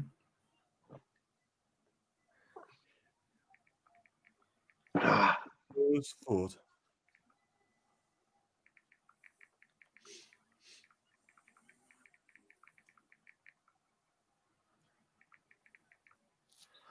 Yeah, it's not. I mean, this is a very, very poor Newcastle performance again, isn't it? Why would you take Andy Carroll off, who's actually been one of our better players? Which means we've now got less threat up front, and we still have Emil Kraft on the pitch. See, the thing is, if you nick a goal back with Carroll in the team, even if he doesn't score, every time you get a corner, you've got a very good chance of scoring. Exactly. Now, Well, there's no just chance. put- Of just- scoring. Well, very little, not as much that way. He's just get took away with a threat. I mean, look at the time you guys have on the ball. And it's in the middle of the park as well, where you don't normally get any time. It's embarrassing. It's absolutely embarrassing. Oh, don't worry, John. He's put Joe Linton up front alongside Wilson. Look, All your worries are over. I feel a Hey, 3-3 win coming on here, guys. Paul, I'd rather play Bianca Westwood up front. Yeah, At least you've got to think about ourselves, you know. I know. Look at that. This is embarrassing. Oh, what's he doing? What an absolute bloody muppet. So he's moved Almiron onto the left, who he just isn't the left winger. And Joe Linton's back up front. Look at that. Look at that. That was for nobody. Absolutely That was actually dreadful. for nobody. He had 3 forwards to give it to, and he gave it to Yeah. nobody. Yep. Look at this. Oh. Oh, Alan. Richard, would you give Martinelli a 20-minute run out now? Yeah, I would. I would Please definitely. don't. Please don't. I would let him run at Kraft. That would be good. Oh, dear God. Oh, there's the pout. Look, there it is. He's pouting again, John. You know what, Gareth? I think I've Hey, he's put his hands in his pockets like this. You know, do you know what he'd be better doing? Corns, because I tell you what, this manager, he is finished. He is done. Absolute done. 7 defeats, 2 draws, right? Our last wins against West Brom, right? And yet, Ashley's keeping this guy in on the job. Was there any time you thought this guy was the real deal? Who, Steve Bruce? Yeah, seriously. No. Never. In Never. all honesty, Melvyn, no. I've never. I mean, I did say when he got the job, I said, right, he's Newcastle United manager. We'll give him a chance. But in heart of heart, I've never ever had the confidence that he was going to take us to the next step or progress the club. It was just another one of Ashley's stopgaps, for as far as I'm concerned. All right. You know, if you look back over his managerial career, no way should he be at a club like Newcastle, or he shouldn't even be in the Premier League. Where is Kraft again? Where is Kraft again? So much I mean, space on the left.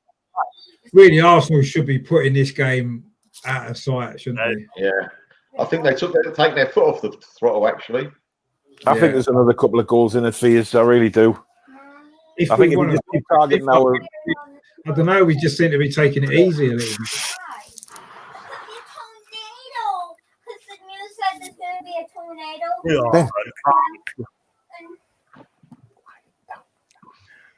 Hey, I'll tell you what, lads, right? I mean, if you're a relegation dog fight, okay, you have to have the fight, you have to have the awareness, you have to have the right? And I can't see any passion from this team. And I do not trust this team.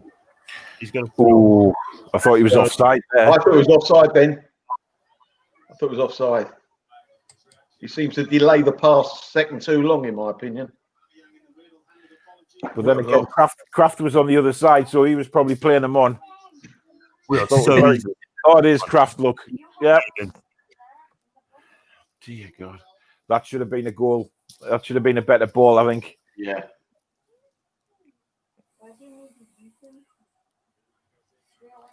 Oh, there's still 17 minutes of this left plus injury time. It's just heartbreaking, this. I'll tell you what, my player rating is going to be... Another foul throw. Our right backs can't take bloody throw-ons. No, it must be a thing that they've got. That's that new coach they got, Richard. I know, the new set-piece coach. Yeah, we can't take a corner. We can't take a throw-in. We got a new set-piece coach. Who was the one that had loads of foul? Who was the one that had loads of foul throws for you? Was it Bellerin? Bellerin, yeah. He went done one go in the Guinness Book of Records. He's done 5 this season, really. 5. 5. That's not bad, is it? 5 in a season. Pretty good, isn't it? Almost as many goals as Aubameyang scored.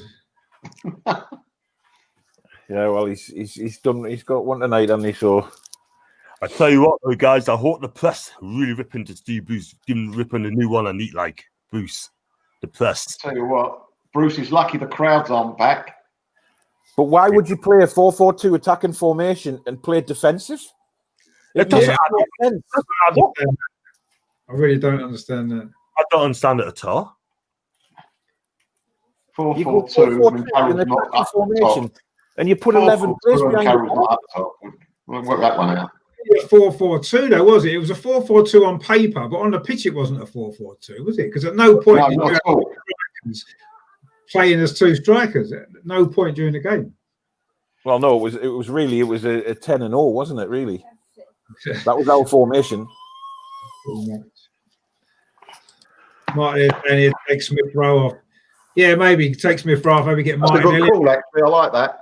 Yeah, I do. Yeah, and get Martinelli on. Yeah. Not gonna get killed, okay? I don't think we've got any options on the bench, John. Have we? Attacking wise, nah, not at all. Murphy's on. That's it. There's nobody on our bench now who's going to change this game for the better for us. No way.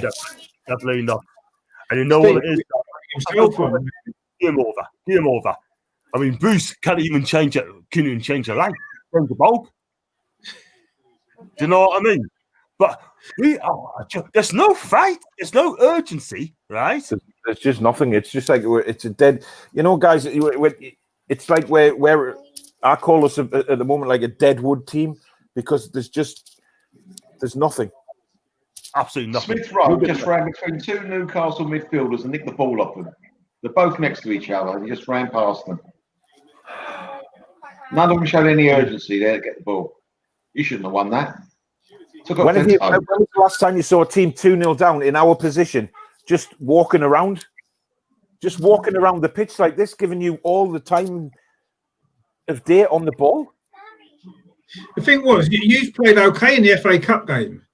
You played all right that day, and you had something about you. But tonight, it's just been nothing at all. It's been one of our easiest games that we've had this season at home. The offside. He was off it. Given. There's another goal. 3-0. Aubameyang. Yeah, but you just gave the ball away. 10 yards. How can you give it away there? I thought that ball went out. You had control of the ball. Watch this again. Oh no, they're not showing it. Oh, that's tight. Oh my God. Yeah, I think he's going to give it. Oh my God. Oh, that's a close one. Because I thought that was a terrible touch from Cedric to when he went into the box there. I thought it was a terrible touch. That's close. Yeah, see, Well, it has to be the whole of the ball, doesn't it? Oh, there you go. You've got the goal. it was a bad touch from It was Cedric, terrible, actually. wasn't it? Shocking touch. Look. But look at this defending again. Look at this. Look. Oh, no. Look at it. Yeah, this is the goal. Like I told you, you're 10 yards away from where you were. The defense just stood there, man. The defense. Yeah, but look at the way you gave it away. You gave it away by the corner flag. Give it away, but again, who was marking Bamian? No one. No one. They're all having a cup. They're all having a cup of tea. Sorry. Your defense is having a cup of tea while that pushed that one in. That was just awful. Oh, we've got William coming on, Richard. Who? William. Is he? Oh, good. So hopefully That was nearly out of play, that, wasn't it? Yeah. it was. I think, you know what? I couldn't tell, to be honest with you. Aubameyang's gone off. Batman's gone off. He's on a hat trick. I took him off. Yeah, no, just took him off, I know. Hey, guys. He's apparently gone straight down the tunnel there as well. Who's that? That's ridiculous to take him off. Hendrick on. Oh, dear God. He's brought Jeff Hendrick on for Matty Longstaff. What is the sense? Do you reckon he gets a paper bag, puts his hand in and pulls out the players? Yeah, I'm starting to believe that. You know. Yeah.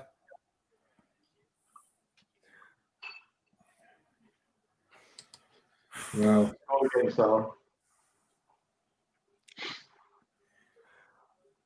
This is now embarrassing. He's got to go tonight. He has to be sacked tonight. Because if he's not, and this carries on, we are in huge trouble. I think we're in huge trouble already, John, to be honest.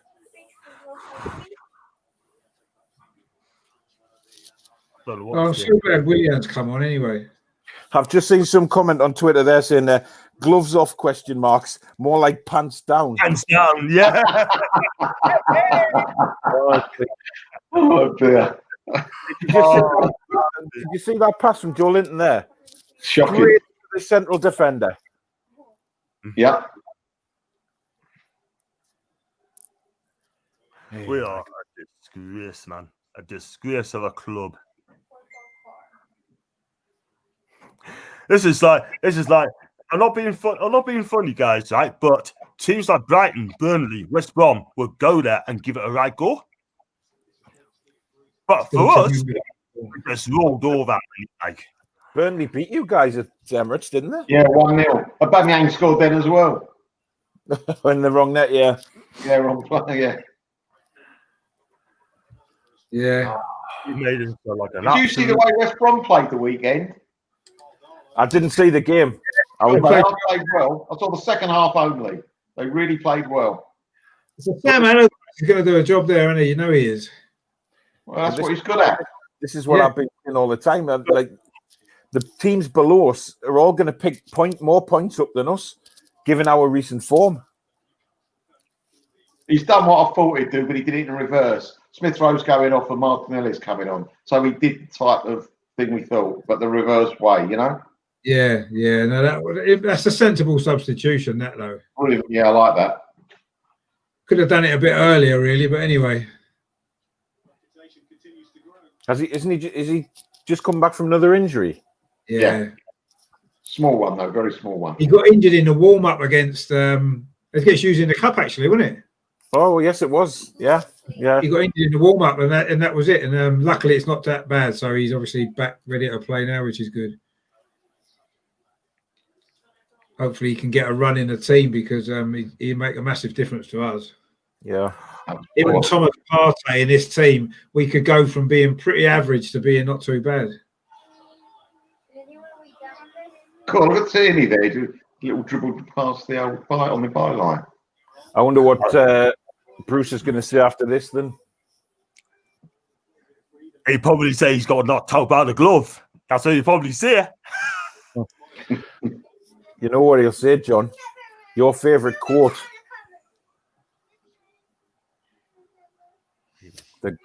Roll your sleeves up and we move on to the next one. Don't get us starting, man.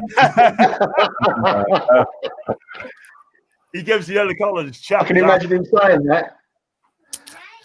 John said it on my live stream last week, so I cut him off for a minute.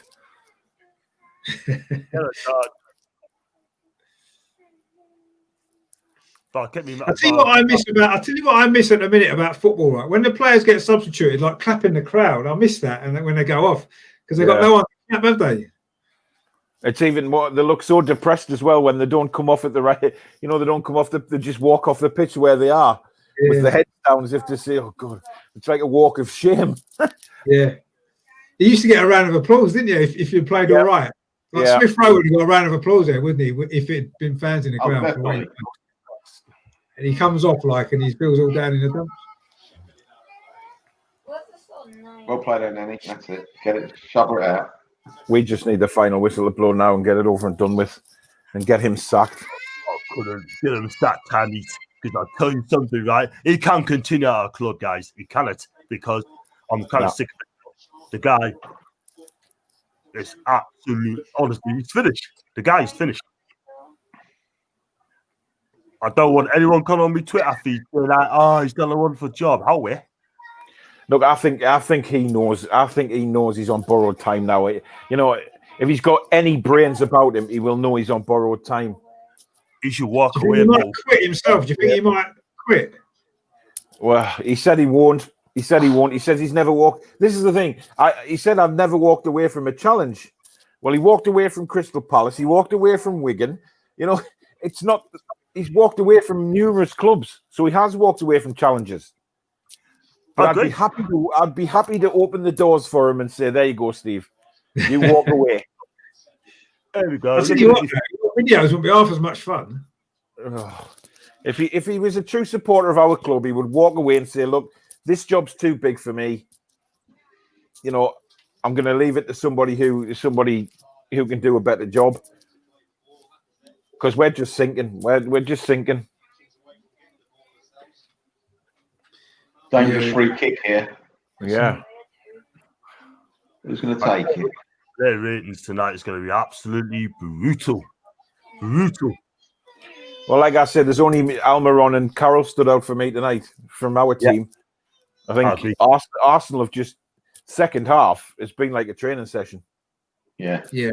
I agree with you.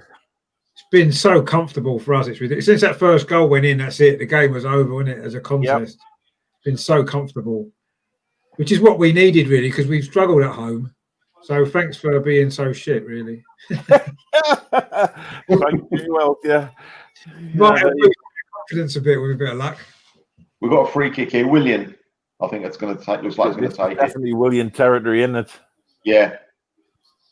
He's had this is going in here. Oh no! He's bang out of form at the minute, isn't he? Yeah.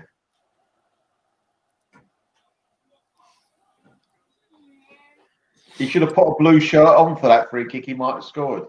Yeah. From the stood out for the wrong reasons. Yeah, they have. Yeah. About right. That was a terrible pass by Louise there. He belted it and just hit Cedric's head and rolled. He got away with it, didn't he? Yeah. Definitely got away with it. You're all right. Aubameyang's got a smile on his face.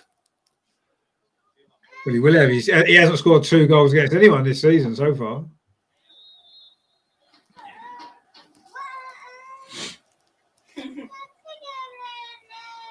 I laugh at these footballers, how they roll around on the pitch acting like they've been shot, and then 2 seconds later they're up on their feet. Yeah. I think he got in the mouth. Oh, he did get an elbow. Fair play to him. I saw somebody say the other day, right, if I think it was on Twitter, if a player rolls round more than 3 times, you know they wasn't fouled and they wasn't hurt. Oh, that's right. If you're hurt, you don't want to roll, do you? You don't. Yeah. Well, you can't roll if you've been hurt, because you can't move most of the time. If you've got an injury. Yeah, it makes me laugh when they get the slightest brush of a finger and they go down. I just... there you go, Johnny's brought Anderson on, look, for the last 6 minutes, for the last, 5 minutes? Weird. The Ollie's right there, the height of the team was waiting. There was no decent deliveries into the box room, was there? So when they were both, when Carroll was on, no deliveries. Nothing to feed off, absolutely nothing. No. What must Callum Wilson be thinking, you know? I know he scored a few goals, but... He'd be thinking he was the same for Villa. You know, when you look at how many opportunities he would have had against Villa. You know, being a Villa, you know, with the likes of Barkley, Grealish, all those kind of deliveries getting put into the box, and the poor lad must be thinking, I could have been in the England setup now. Yeah. Just good. There's a tweet of Mark Douglas. Mark Douglas. Yeah. This isn't a response. Sorry? Mark Douglas from the Chronicle. He said, this is a response. And he's right. Yeah. There's no response. I tell you what, Luis should have scored there. Another one is missed. That is a free header, is he going to get? He didn't head it properly at all, did he? Not proper contact. It came off his shoulder, didn't it? Or head then shoulder? I did say 3-0. I did say 3-0 for the start. Yeah, you did. I said 3-0 all the way.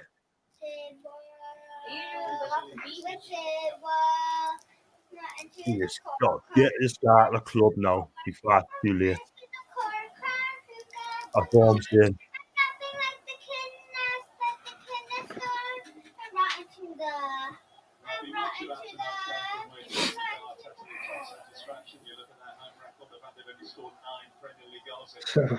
Yeah, David Luiz, yeah, I've seen that.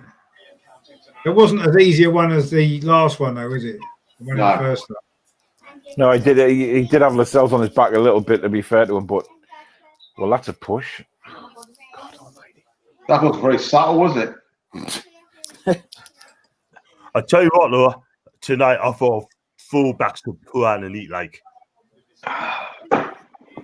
Well, especially the right-hand side, John. It's been all, you know, Kieran Tierney's eyes must have lit up tonight when he saw that Kraft was in the team. Lit. You're right.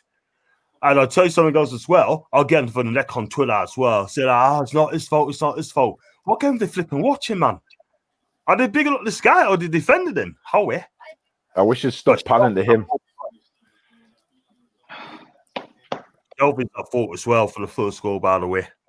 You up? Shelby was at fault for the first when he gave the ball away and led to the first goal. Neil Linton has made Cedric look like Franz Beckenbauer.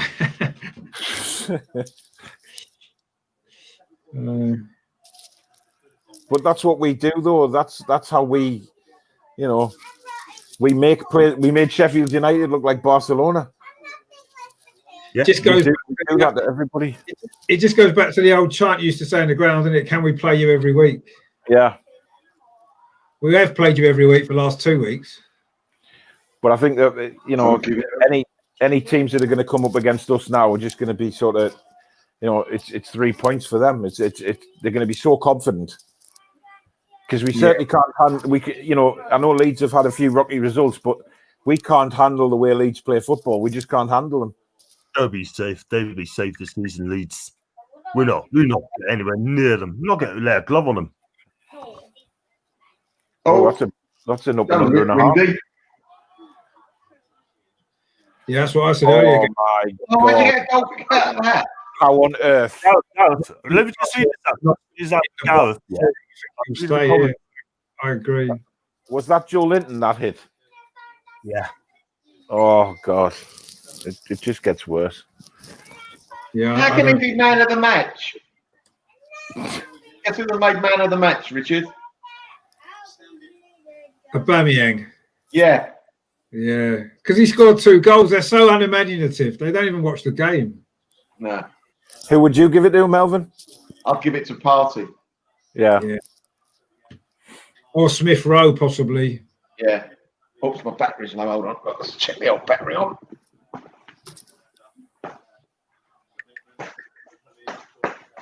Absolutely, I don't know. Dear God, this is painful. Tell you what, get this Angel out now. Get him out because they'll get a lot worse. I can't hack any more of his football, John, to be honest. It's just. Do you think that if fans are in the stadiums and watching the way that Newcastle have been playing recently, do you not think there'll be more pressure on the owner to sack him? Definitely. Yeah. I think if there was fans in the ground, he'd have been gone by now, to be honest. Yeah. The atmosphere would be that toxic inside the ground. He would have had to have gone. Yeah. See, I think that Arteta was lucky in the sense that before Christmas, when we were playing really poorly, losing at home to Burnley and Wolves and everybody else, that the atmosphere in the stadium would have been bad. And I think there'd have been pressure to have Arteta to have been sacked. And I think maybe managers there hasn't been that many sackings as there in the Premier League this season so far. Usually you'd have had a few by now. And I do feel as though not having the fans in has made game over. Has made the problems not seem quite as bad, maybe. And now they start to press. Now they start to press 3-0 down in the last minute. It's embarrassing. Absolutely embarrassing. I'll tell you what. Looking through Twitter, there's hell on. Honestly. Yeah, I can imagine. Right, guys, I will say good night because I'm away to do my video. So you'll probably hear us down there, actually. Good luck, Paul. Lovely to see you again, mate. Yeah, I look thanks for having me on, guys. Yeah, definitely look forward to it because it's going to be good. I know it will. Right, and John, I'll see you tomorrow night for the live show, mate. Without a doubt, mate. All right, take care, guys. See you guys. Yeah, we'll speak later, mate. You can. Yeah. See you later. See ya. Wow. All I can say, guys. Definitely tune into the Toon review for his video because it's going to be good tonight or whenever it goes out. Because yeah. So yeah, I mean, 3-0. I mean, it was probably our most comfortable home game that we've had for quite a long time, actually. This season, I think. Season, yeah, all season. And as soon as the first goal went in, it looked like that was always going to be game over. In fact, someone put it in the comments earlier about game over when the first goal went in, and that's the feeling that you got from the game. It was just whether Arsenal could score a few more, got the 2 more, which was nice from our point of view, puts our goal difference in a little bit better state. But that's as poor a Newcastle team as I've seen, I think. I know every year we tend to win this fixture in the league. No, but that was easier than most, wasn't it? Come on. That was, I know last year last year's game was a lot closer than that. Yeah, it didn't seem like 4-0 last year, did it? I didn't know. Newcastle gave a good account of themselves in that game. We were a bit fortunate. And even the FA Cup game last week, I thought Newcastle gave a good account. They could have won it. And, we were a little bit fortunate there. But today, I just don't know what that was about. That was a really, really poor Newcastle performance. They're now, 7 points out of off the bottom 3. Although 2 of the teams down there have got a game in hand, Burnley and Brighton. So the gap might not be that big much longer. But I mean, I said it before. Gareth said it in the chat as well that while Newcastle are still 7 points above the drop zone, I can't see Steve Bruce getting sacked. I think it's going to take them to be a lot closer to the bottom 3 or in the bottom 3 or just around that area before anything would happen. But yeah, it's. I think there might be a little while left for Steve Bruce, if I'm honest. But do you know what it is? Do you know what it is, guys? I mean, I've been supporting Newcastle for a long, long time, and this is the worst Newcastle team I've witnessed in my era. Seriously. What's that? 7 losses in 9 games. We only picked up 6 wins from 27 games. 6 wins, right? And All the pundits are still bringing this manager up. Seriously, people still think he's okay. No, it's not okay. 7 No, but our wins. supporters think he's okay. There's certain supporters that still back him. It's ridiculous. It can't be. Can't be supporters that still back No, him. what I'm saying is, so what I'm saying, no, what I'm saying is 7 wins from 27, 6 and 27, right? That's shocking. And Shocking. the pundits are still big and Bruce up saying he's doing a wonderful job. The pundits. Oh, the pundits, yeah. Some of them are seriously clueless, honestly. Yeah, most of them. Shall I?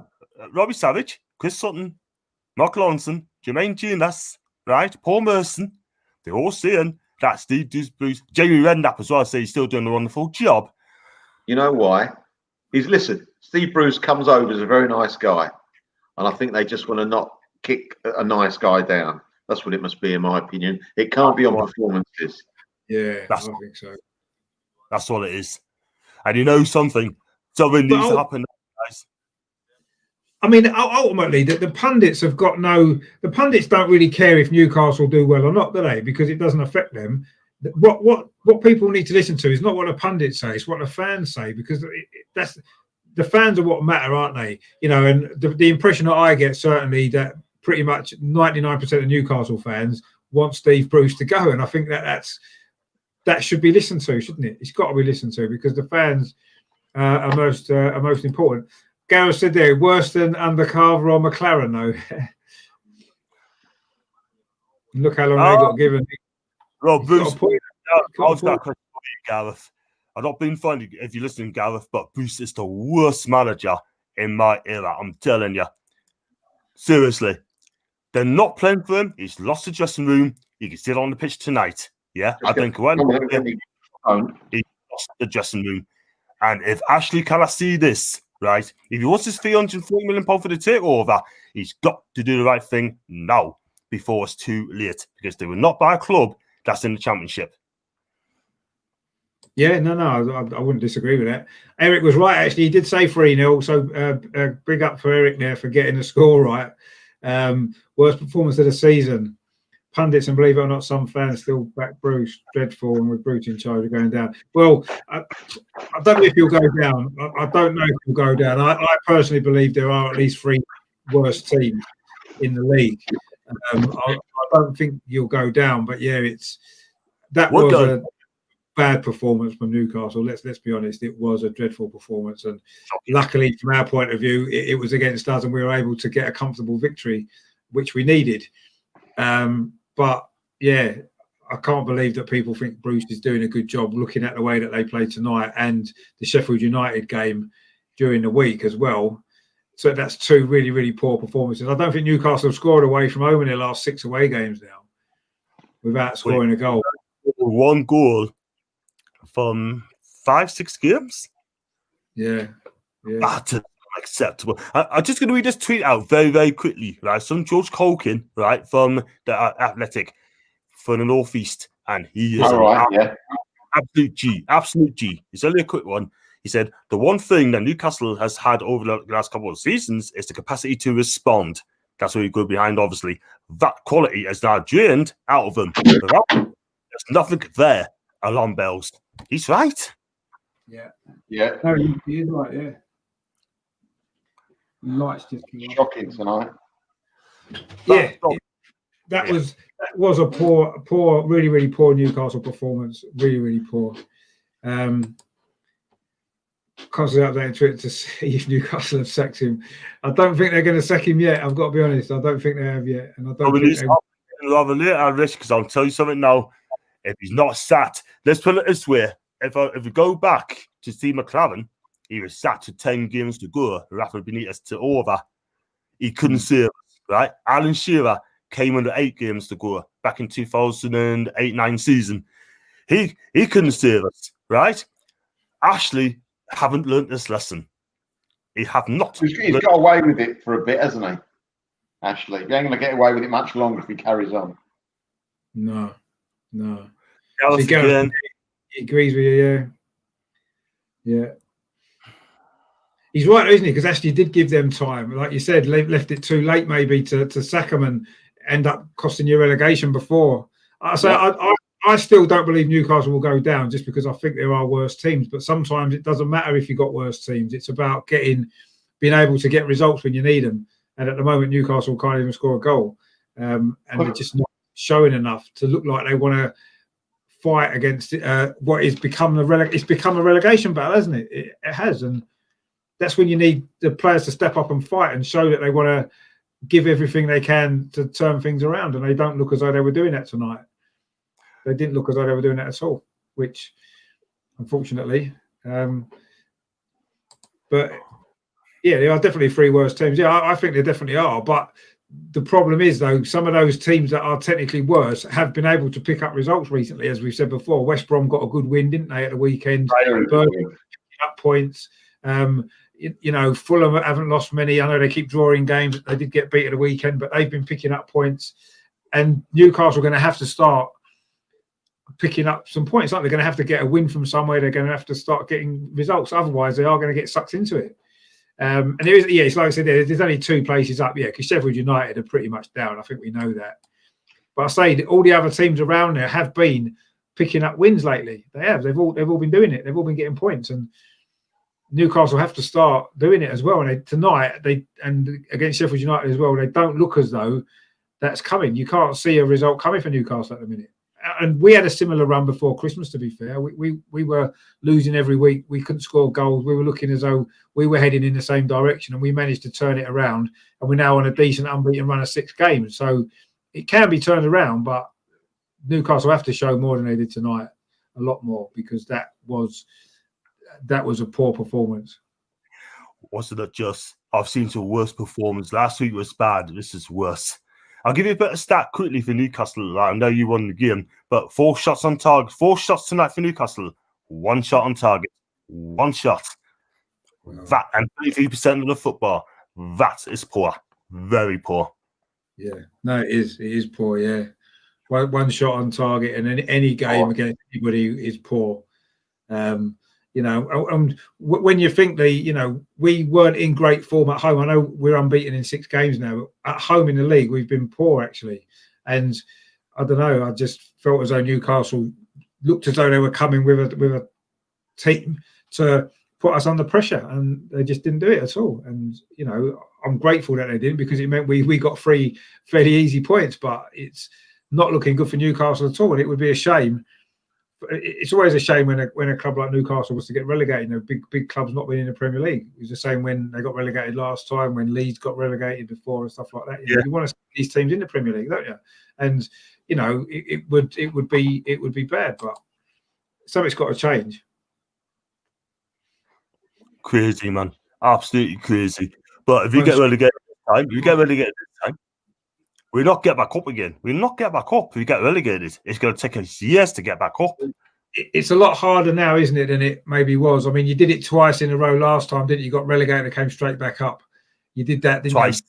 Twice in a row. And I don't think it's as easy now. You've seen some of the teams that are down there still in the Championship. They've been there for years, big clubs as well with big histories. And it took Aston Villa a long time. It took Leeds a long time, So yeah, I don't think it will be easy, but what can you do? You just have to hope that things change before it gets worse. Because I say Newcastle 7 points above the bottom 3, but 2 of those teams have got a game in hand, so you could be looking at 4 points. That's what you could be looking at. If you look at the games you've got coming up as well, we've got to play Villa on Saturday. Then we've got Leeds United. Then we've got to play Everton away. Then we've got to play Palace at home, Southampton at home, and then we've got Chelsea Man U away. John, we're in the similar situation a few weeks ago where any team you pick, we could not see us beating. Yeah. You can reel off any teams in the Premiership, and you will not fancy Newcastle beating them. Whoever, anyone, right? And that's what we were like a few weeks ago, weren't we, Richard? No, exactly. I mean, I was just funny enough, Melvyn. I was just looking at the league table there. Newcastle are just above Brighton in 15th place. That's exactly where we were. We were exactly before Christmas. That's exactly where we were. And we were on a run similar to Newcastle. Couldn't win, couldn't score goals. And I was probably feeling exactly the same way that you're feeling, John. Where's the next win coming from? Where's the next goal coming from? Yeah. You can't see it. You cannot see it. And we suddenly got a result against Chelsea out of nowhere, and then suddenly we've managed to. The performances haven't always been great, but we've suddenly managed to push on and get a bit of a run going. And maybe that's what Newcastle need. Maybe they just need to get a result against somebody. Maybe one of these games, Aston Villa, maybe at the weekend, or one of these teams you've got coming up. Just get a result, and maybe that'll be give everyone a lift, and maybe that'll be something that then pushes you on, and you'll be fine. But at the moment, it is hard to see where it's coming from. It is. We need a new manager straight away. We need a new manager. And then hopefully these players will bounce back. And he needs a fresh voice. He needs a new voice in there. And that's the only way we're going to bounce back. But until then, and this manager is still here, I'm sorry, but I can't see Steve Bruce win another game as Newcastle's manager. It won't happen. I said that a couple of weeks now. Yeah, maybe not. It epitomises the season, yeah. We knew this, you beat them 2-0 and then we beat you 3-0. Yeah, that's just it is the way it goes, I suppose. It is the way the season's gone. And I mean, I don't know. I feel sorry for Newcastle, I've got to be honest, because that performance tonight was dreadful. I don't think it was very un-Newcastle-ish, that performance. Whenever we played Newcastle, wherever we've been in the league, wherever we've been in the league, they gave us a hard game. Physical, hard running. Tonight, it was like, you know what it was like? It was like playing a team in the FA Cup from the second division. And once the first goal went in, they gave up. Exactly like that type of game like that. They did not look like a Premiership tie tonight. I'm sorry. Do you know what it is, Mel? You know what it is, Mel, right? I'm not being funny, but once you consider the first goal, I've seen too many of those this season. We haven't got the capacity to fight back. We haven't. No, the heads go, the body goes, the body language. There's no leadership in the team. There's no talkers in the team. No. And I don't want to be I'm not a furious person. I'm just hurting. I'm absolutely hurting of that performance. Yeah. You know what I mean? I totally understand that. I'll say we were in a similar situation a few weeks ago, believe me.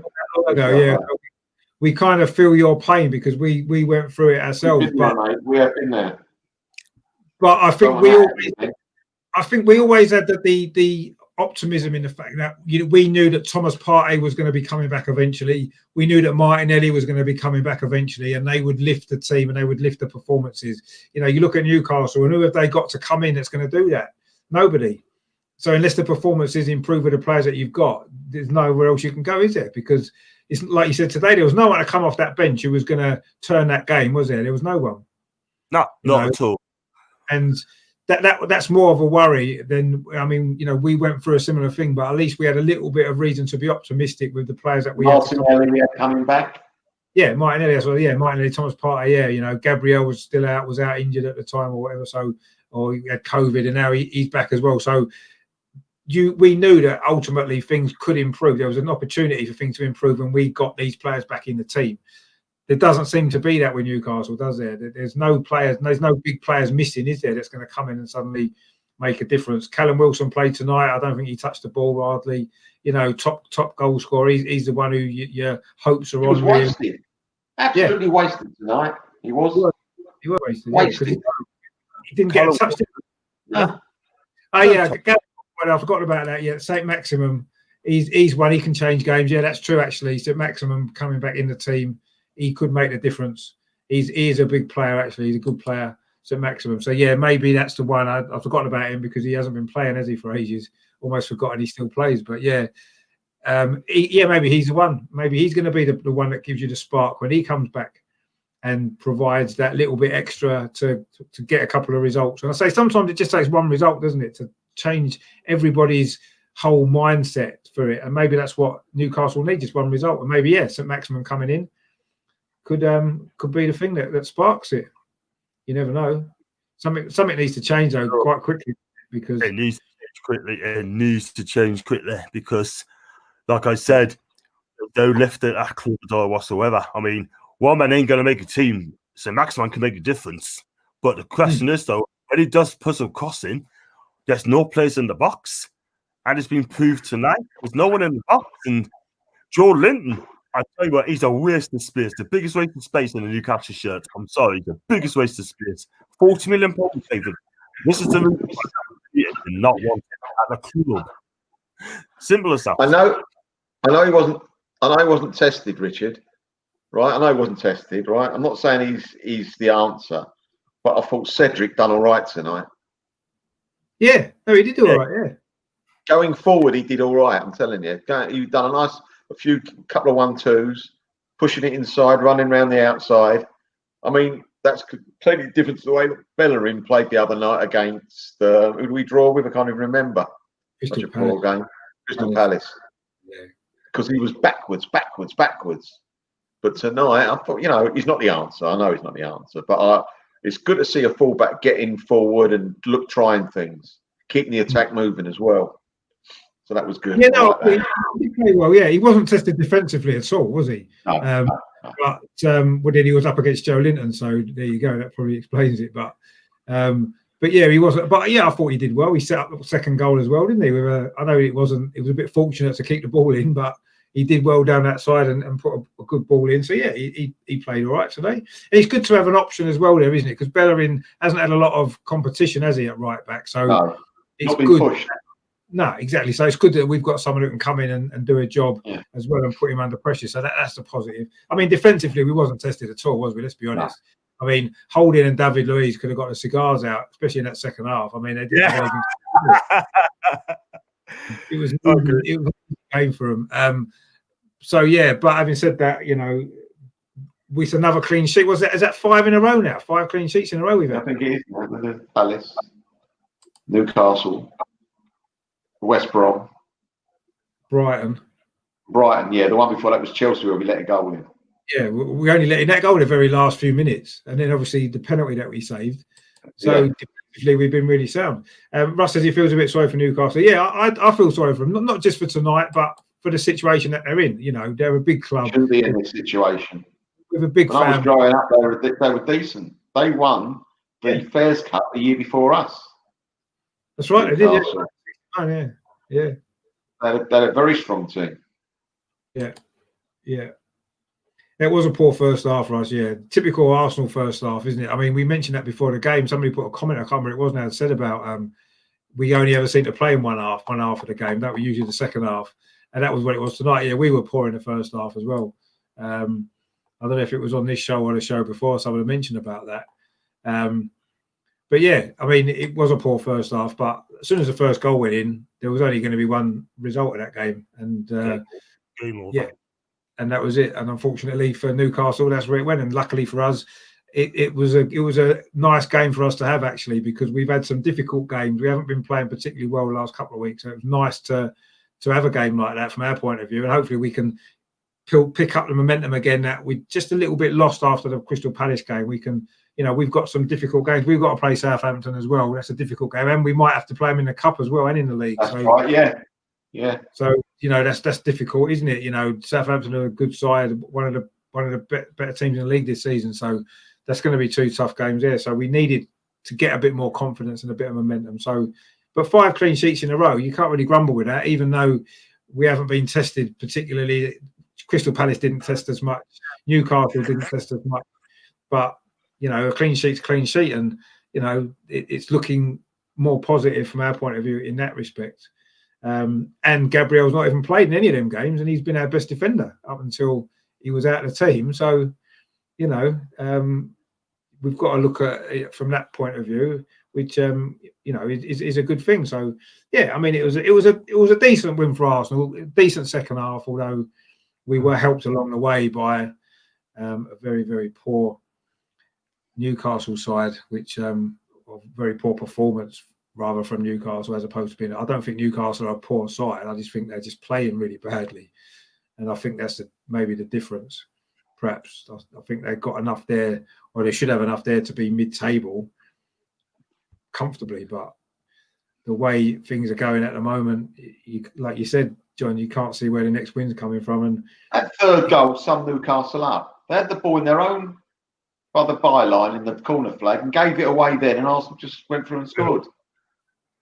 It was Lewis gave it the ball. Is it Lewis? No, it's Kieran Clark gave it the ball away. Yeah. we were helped with them goals. There's no doubt about it by some poor defending and a lack of desire to win the ball back when you'd lost it as well. You know, a lot of the goals, or at least two of the goals, came from Newcastle attacks. One of them was from a Newcastle corner, I think, wasn't it? And it was that lack of desire to get back behind the ball. You know, that's what surprised me a little bit. But you know, we just made sure we took advantage of it, really, which was the main thing, which we did, and got the 3 points. And so we move on now to some more tough games coming up. With the FA Cup, of course, next week, which is going to be, well, hopefully Shrewsbury might get. When's that game being played? The Shrewsbury-Southampton game? I think it's tomorrow night. Is it? Oh, right. Yeah. Okay. Well, hopefully Shrewsbury might do us a favour and win. That would be nice. But anyway, we'll see what happens. And then I think we've got Southampton in the league as well. So we've got some tough games. Newcastle got some tough games. And we'll see where the season goes. Oh, Simon, yeah, long time no see. Yeah, how you doing, mate? You all right? Steve Bruce needs to get a grip with his team. Yeah, it's a big game against Villa. Yeah, it is, and another poor performance, and you have to wonder how much longer after that he'll have, actually, because yeah, it's not looking too good at the minute. But you know, I say, see what happens. I don't think he's going to get sacked today or tomorrow or any time in the next week or two, personally. But see what happens. He needs to.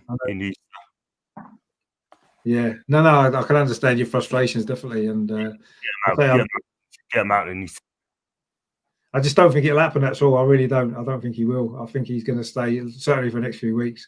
And I say, while Newcastle are still, like we said, 7 points above the drop zone, I don't think he'll get sacked. But you never know. And as Russ says there, Mike Ashley won't get rid of Bruce now. I don't think he will, not at this moment. I think he may have no choice eventually if things get worse in terms of the league position, but we'll see what happens. It's going to be a difficult few weeks, I think, for Newcastle fans coming up. It's going to be a difficult time, but we'll see. And he's going to leave. He's going to leave things too late again. He's going to leave things too late again. It's not the first time he's done this. He's going to lose. He's going to do it with 10 games before. He's a gambler. Yeah. Guys, as the takeover's back on. Yeah, they'll do well in the Championship. Neymar, Ronaldo, and Messi, won't they? They'll look good in the Championship. They'll probably score a few goals, so you'll be all right. Listen, if he's trying to sell the club, he ain't no good trying to sell a club near the bottom of the division, is it? You'll have much more. You know, if you're going to definitely have a Premier Division status next year, you'll easily sell your club. If you've got a little thing hanging over you, or you might get relegated, you know, you ain't going to get the price. He ain't going to get the price he wants, rather. And so hopefully he'll do something about it. He'll lose a lot of money. Aye, and the Premier League needs to accept this deal. They need to, because at the end of the day, I'll blame the Premier League as well for not allowing this take over to happen, because they're a part of the problem as well. They could have approved that deal. They could have done, but they chose not to. Yeah, no. I mean, if the takeover happens, then obviously I think Newcastle will be fine. I mean, to be honest, though, Melvyn, I think when it comes to Newcastle, I think they're a big enough club to actually still be able for a sale to go through no matter where they are, because of the potential that the club's got in terms of the fan base, in terms of Yeah. So I don't think where they are in the league is going to necessarily affect a takeover or anything like that. With a club like Newcastle, with some of the smaller clubs, yes, it may well have done, but I don't think it'll make a lot of difference with Newcastle, because you take over Newcastle because you can see the potential there, can't you? You can see what you could make. You'll be better off. You'll buy Newcastle as a Premiership club quicker than if they were, even though they're a big club, quicker than they're looking like they're in the Championship. Because all of a sudden, if you go in the Championship, everything changes. The contracts you've got on these big players and big contracts, that's going to cost a fortune. You get some payment, all right. You get they call it as parachute payment, but then you've got to get decent players that come to your club to make you better, get you up there again, and it's a lot of aggravation.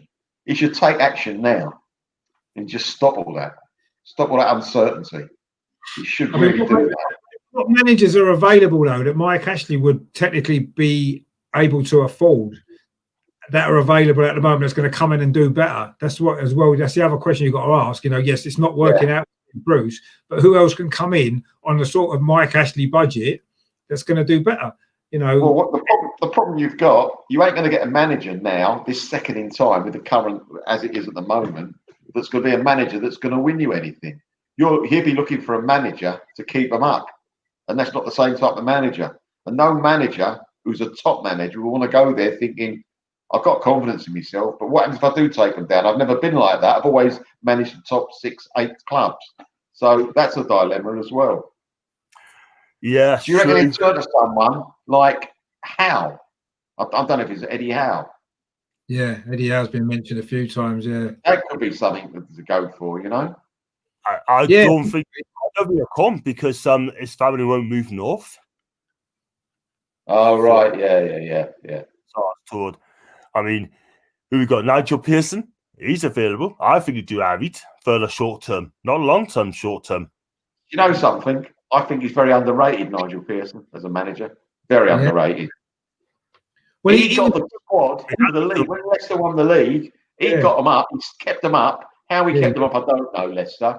And he got the squad together that made Ranieri win the league the next year. Right, I'm not saying they would have won it with Pearson, but he got that squad together. Yeah, he did. Yeah, no, he did. I think he's a decent manager, Nigel Pearson. Actually, I do as well.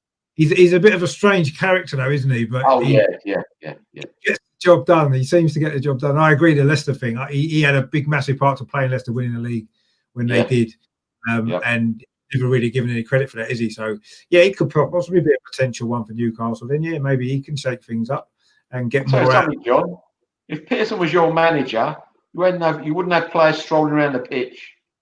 That's a certainty. Oh, definitely not. Definitely not.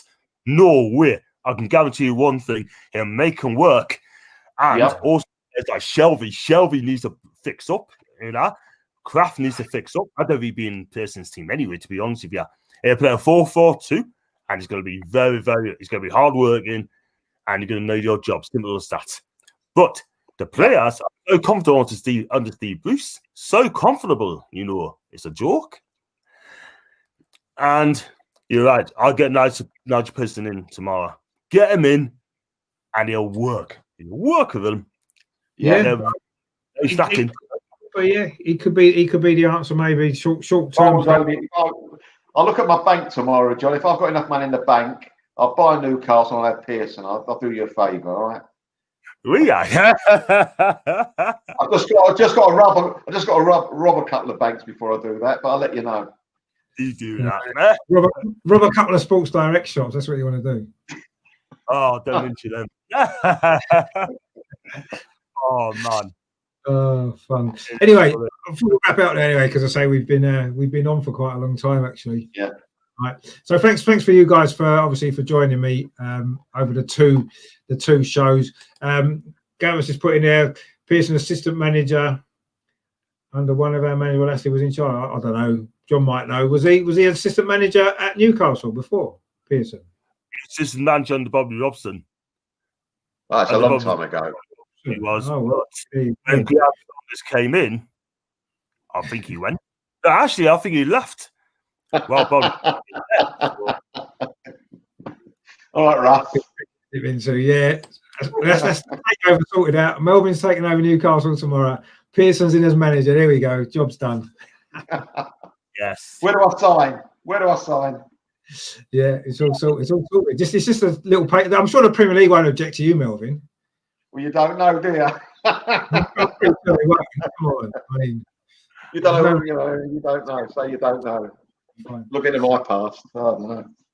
There must be something there someone don't like.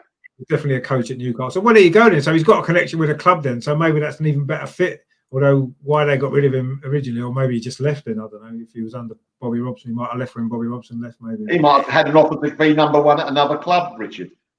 Yeah, possibly. Yeah. I mean, that must have been a while back then, mustn't it? So maybe that was the start of his managerial career, maybe. Yeah.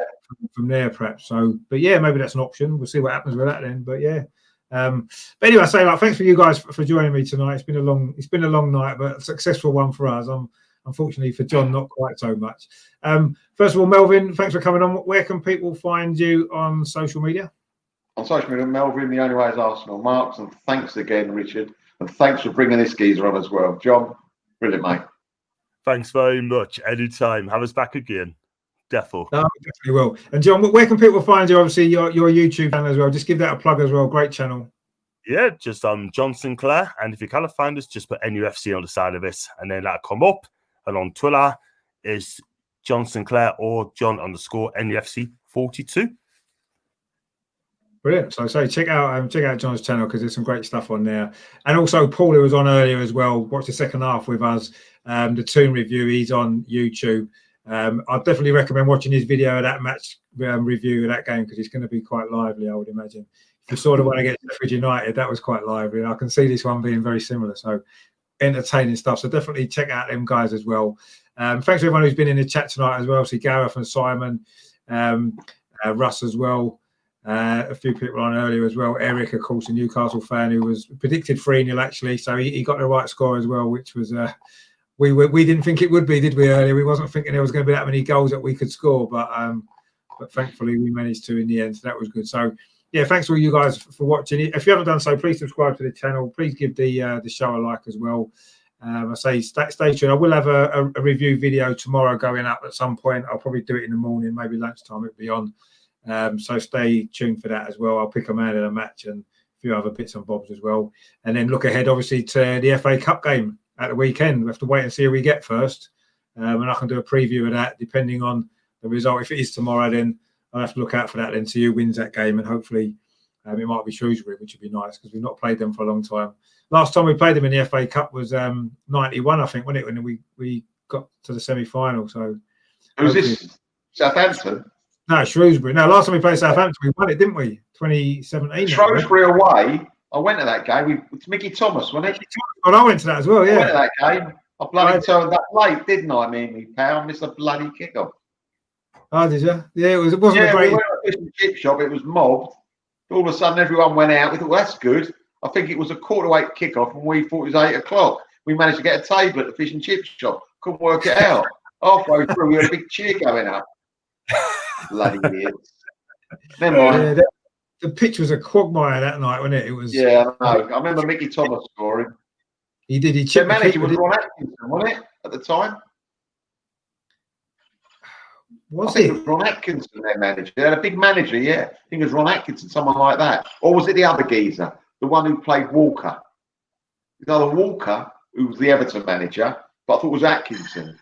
I'll have to look that up. Yeah, I can't remember who their manager was actually. I know we played Cambridge, didn't we, in the quarterfinals that year at Highbury, and Dion Dublin was playing for them. Actually, I know that. I remember him playing for them. Oh, was he? Oh. Yeah.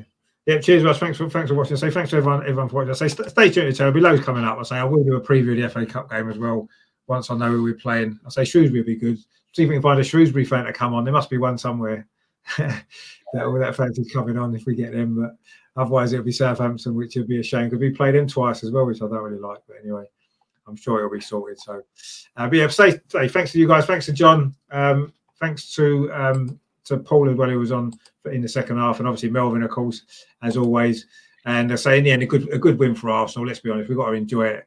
I know it wasn't the greatest Newcastle performance, but we'll take the 3 points and I say hopefully move on to the FA Cup and try and get through that as well. So stay tuned to the channel. Lots coming up. And of course, as always, we always send the same way. Come on, you Gunners! 3-0, 3 points. Come on. Well done, lads.